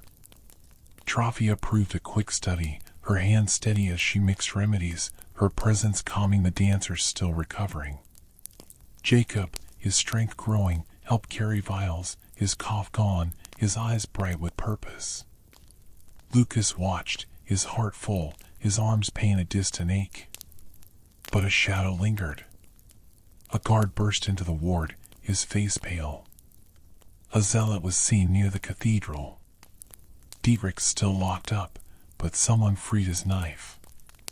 Margaret's jaw tightened, her hands pausing. They're beaten, she said, her voice steady. But desperation makes men foolish. Keep the doors guarded. Lucas stepped forward, his voice firm. I'll stand watch. No one threatens this hospital. Trophia nodded, her knife from the apothecary still at her side. We're with you, she said, her eyes fierce. Jacob, clutching the cross, added, Me too. Margaret shook her head, a faint smile breaking through. You stay with the herbs, boy. You're more use here. Jacob grinned, his strength a quiet miracle.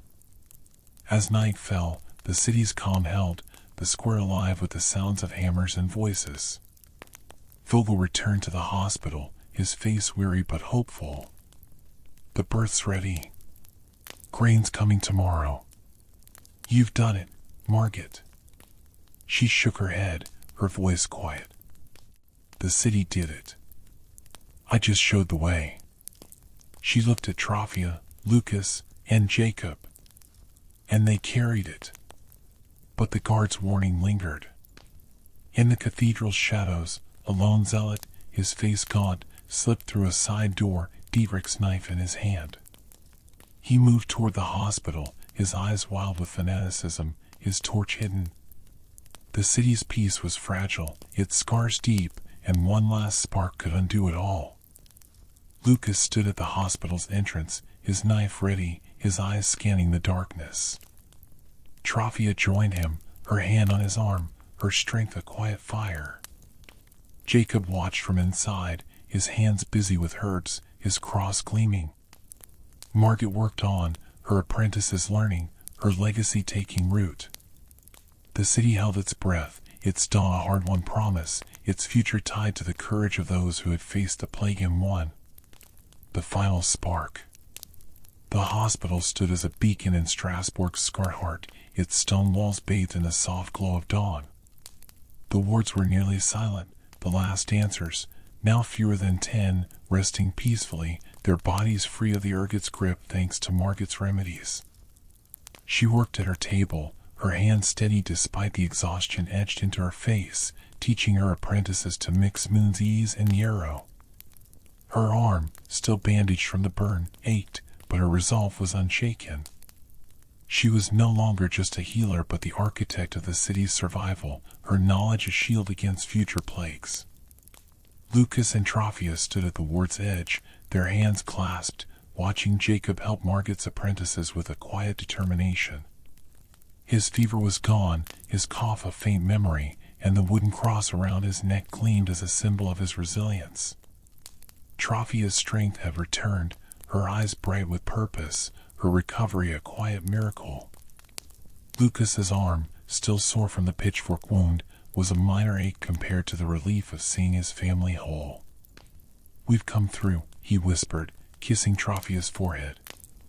Margaret glanced at them, her voice low but warm. "The dancers are healed. The city's turning, but it needs you now, your hands, your hope." She nodded to Jacob. "That boy's got your fire, Trafia. Teach him well." Trafia smiled, her hand on Jacob's shoulder. "He's already teaching me," she said, her voice steady. Jacob grinned, his hands busy with hurts, his strength a testament to their survival. Outside, the square bustled with activity, the townsfolk rebuilding stalls and clearing the dock's charred remains. Her brawn stood on the Ryle steps, his voice strong as he rallied the people. "The plague is broken. The healer's remedies have saved us. Rebuild, and Strasbourg will thrive." The crowd cheered, their hands moving with purpose, their hope a growing flame. Herr Vogel, his merchant's mind sharp, oversaw the temporary berth where Basil's grain ships were unloading. "The Hanseatic League sees our strength," he told Braun. "They're sending more grain, timber, coin. But we need Margaret's knowledge to spread. No more ergot, no more plagues." Braun nodded, his face weary but resolute. "The councils proclaimed her a healer, not a witch. She's under our protection." He glanced at the cathedral, where Father Dietrich remained confined, his influence shattered. "His zealots are gone, but we watch for stragglers." In the hospital, Margaret's apprentices worked diligently, their hands learning the rhythm of her remedies. Trafia joined them, her strength a quiet force, mixing yarrow tea with precision. Jacob, his energy returning, helped carry vials, his eyes bright with purpose. "I want to be a healer," he told Margaret, his voice firm. Margaret's eyes softened, a rare smile breaking through. "You've got the heart for it, boy. Start with this." She handed him a mortar, showing him how to grind Moonsy's roots. Lucas watched, pride swelling, his family's bond a foundation stronger than the city's stone walls. But the peace was fragile. A guard burst into the ward, his face pale. A zealot's been spotted near the hospital, carrying Dietrich's knife. Margaret's jaw tightened, her hands pausing. "One man can't undo us," she said, her voice steady. "But he can try. Bar the doors." Lucas stepped forward, his knife drawn, his eyes scanning the entrance. "I'll stand watch," he said, his voice firm. Trafia joined him, her own knife ready, her strength a quiet fire. "We protect this place," she said, her eyes fierce. Jacob, clutching his cross, stayed with Margaret, his hands busy but his heart with his parents. Outside, the zealot moved through the shadows, his gaunt face twisted with fanaticism, Dietrich's knife gleaming in his hand. He had slipped past the cathedral guards, driven by a final command to strike the witch. The hospital was his target, its wards a symbol of his failure. He crept toward the back door, his torch hidden, his steps silent. Vogel, patrolling the square, sensed the danger, his merchant's instinct sharp. He signaled a guard, his voice low. "Check the hospital's rear. Something's wrong." The guard nodded, moving swiftly, his pike ready. In the hospital, Margaret worked on, her apprentices following her lead. The dancers were stable, their recovery a quiet victory, but her eyes flickered to the door, her knife within reach. Trafia noticed, her voice low. "You think he'll come?"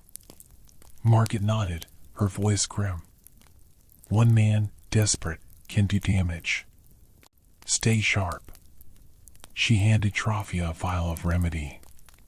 "Keep this for the dancers. We're not losing anyone now." Jacob, his hands steady, helped a dancer drink, his cross gleaming. "We're safe," he whispered, his voice a mix of hope and defiance. Margaret smiled, her heart heavy but proud. "You're right, boy. We've fought too hard." The back door creaked, and the zealot slipped inside, his knife raised, his eyes fixed on Margaret. "Witch," he hissed, lunging. Lucas moved faster, his knife clashing with the zealot's, his wounded arm screaming but holding. Trafia joined him, her blade striking the zealot's shoulder, forcing him back. The dancers flinched, but Margaret stood firm, her voice cutting through. "You're too late. The city sees the truth." The guard burst in, his pike pinning the zealot to the wall. "Drop it," he shouted, and the knife clattered to the floor. The zealot collapsed, his torch extinguished, his fanaticism broken. The ward fell silent, the dancers safe, the threat ended. Lucas and Trafia stood together, their breaths heavy, their hands clasped. Jacob ran to them, his cross swinging, his voice strong. "You stopped him." Margaret nodded, her exhaustion tempered by relief. "You all did," she said, her eyes on the family. At Marta's house, the city's calm was a balm, the dawn bright and clear. Marta prayed, her rosary steady, her faith restored by the hospital's victory. She had seen Trafia's strength, Jacob's courage, and Margaret's legacy, and her hope was unshaken. She lit a candle, whispering thanks, her heart full. In the square, Braun addressed the crowd, his voice carrying over the rebuilding efforts. "The last zealot is taken. The plague is gone, the healer's truth proven. Strasbourg rises." The townsfolk cheered, their hands moving faster, their hope a growing flame. The docks were taking shape, the market stirring, the city's heartbeat strong. Vogel approached Margaret in the hospital, his face weary but hopeful. "The League's ships are coming. Grain, timber, coin will survive the winter." He paused, his voice soft. "You've given us more than medicine, Margaret. You've given us a future." Margaret shook her head, her voice quiet. "The city did it. I showed the way, but they walked it." She looked at Lucas, Trafia, and Jacob. especially them. Trophia stepped forward, her strength a quiet fire. We'll teach others, she said, her hand on Jacob's shoulder. Your remedies won't die. Jacob nodded, his eyes bright. I'll learn everything, he said, his cross gleaming. Lucas smiled, his arm around his family, his heart full. We'll rebuild, he said, his voice steady. For Strasbourg, for us.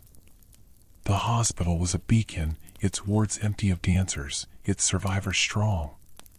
Margaret's apprentices worked on, their hands learning her craft, her legacy taking root. The city's scars remained, but its spirit was unbroken, its dawn a promise of renewal. A new dawn. The sun rose over Strasbourg, its golden light piercing the last wisps of smoke that clung to the city's scarred streets.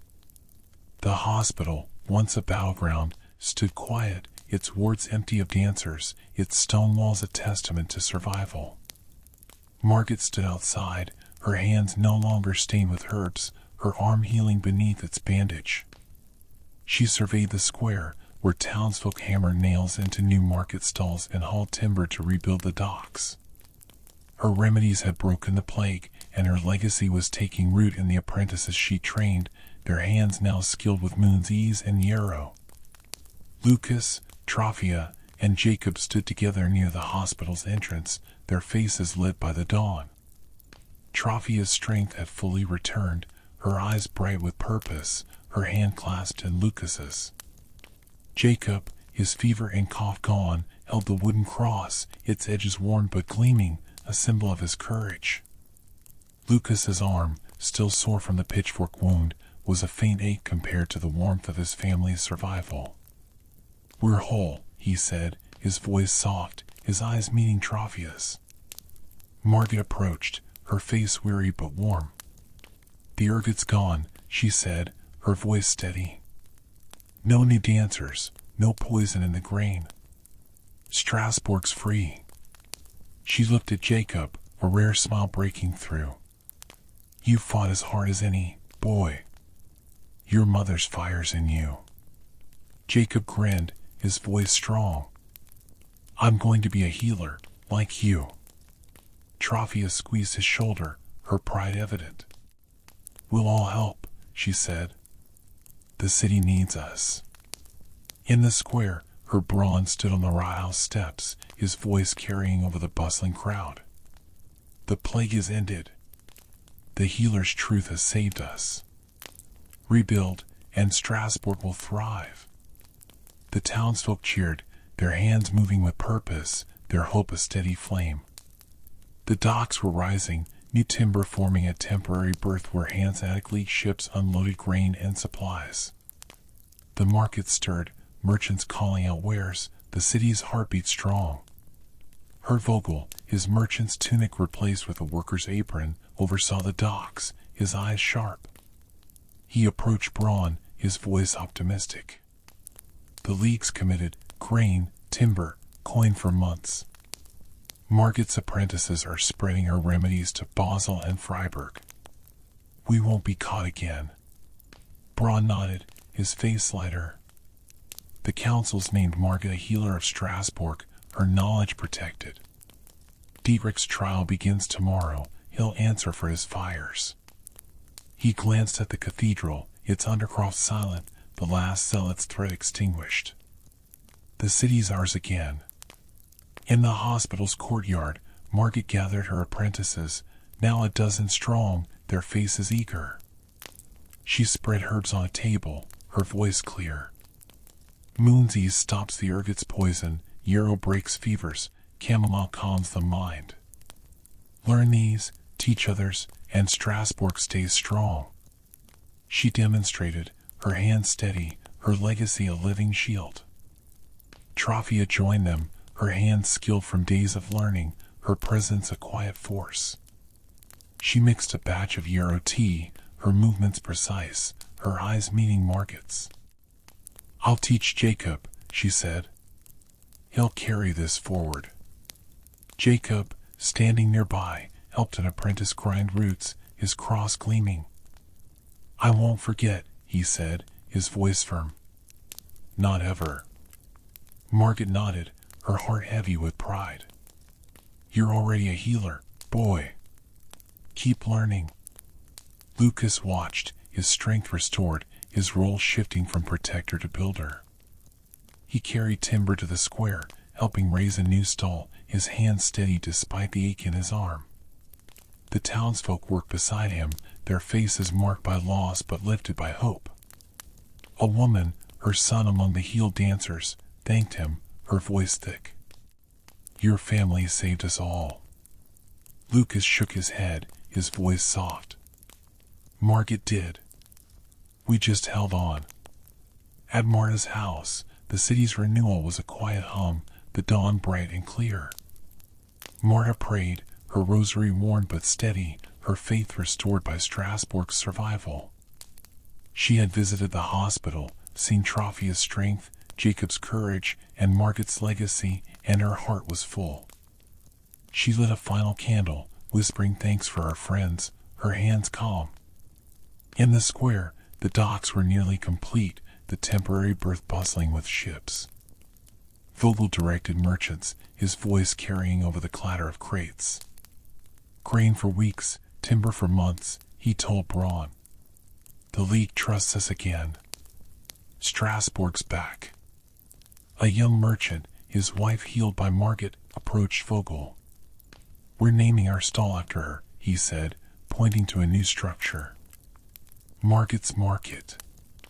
Vogel smiled, his eyes bright. She'd hate the fuss, but it's fitting. Inside the hospital, Margaret finished her lesson, her apprentices dispersing to practice. Trofia stayed, her hands busy with a final batch of remedy. You've given us more than medicine, she told Margaret. You've given us hope. Margaret's eyes softened, her voice quiet. Hope's what you and that boy carried. I just showed the way. She looked at Jacob, who was teaching a younger apprentice to strip yarrow leaves. He'll be better than me one day. Jacob overheard, his grin wide. I'll try, he said, his cross catching the light. Lucas joined them, his arm around Trofia, his heart full. We'll all try, he said, his voice steady. For Strasbourg. As evening fell, the square hosted a quiet gathering, the townsfolk lighting candles to honor the lost and celebrate the living. Braun spoke, his voice strong. In 1518, we danced to death, but we rose again. Margaret's truth, your courage, saved us. Let's rebuild, together.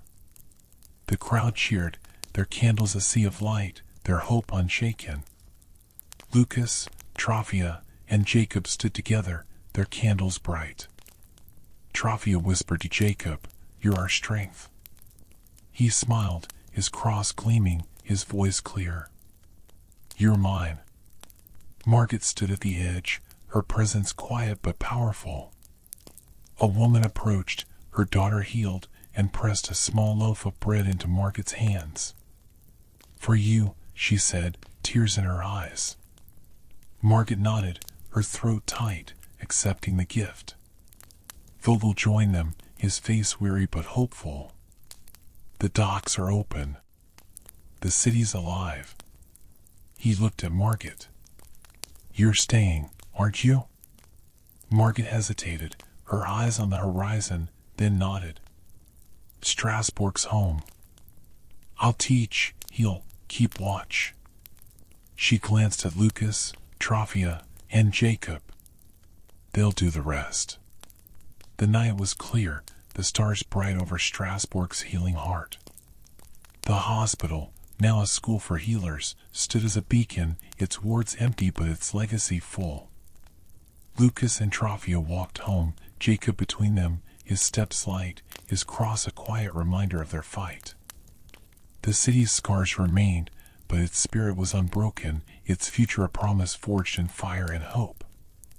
They paused at their doorstep, the candlelight from the square still visible. Trofia kissed Jacob's forehead, her voice soft. We're whole. Lucas nodded, his arm around them, his heart full. And we're home. Strasbourg rose, its markets bustling, its docks alive, its people united.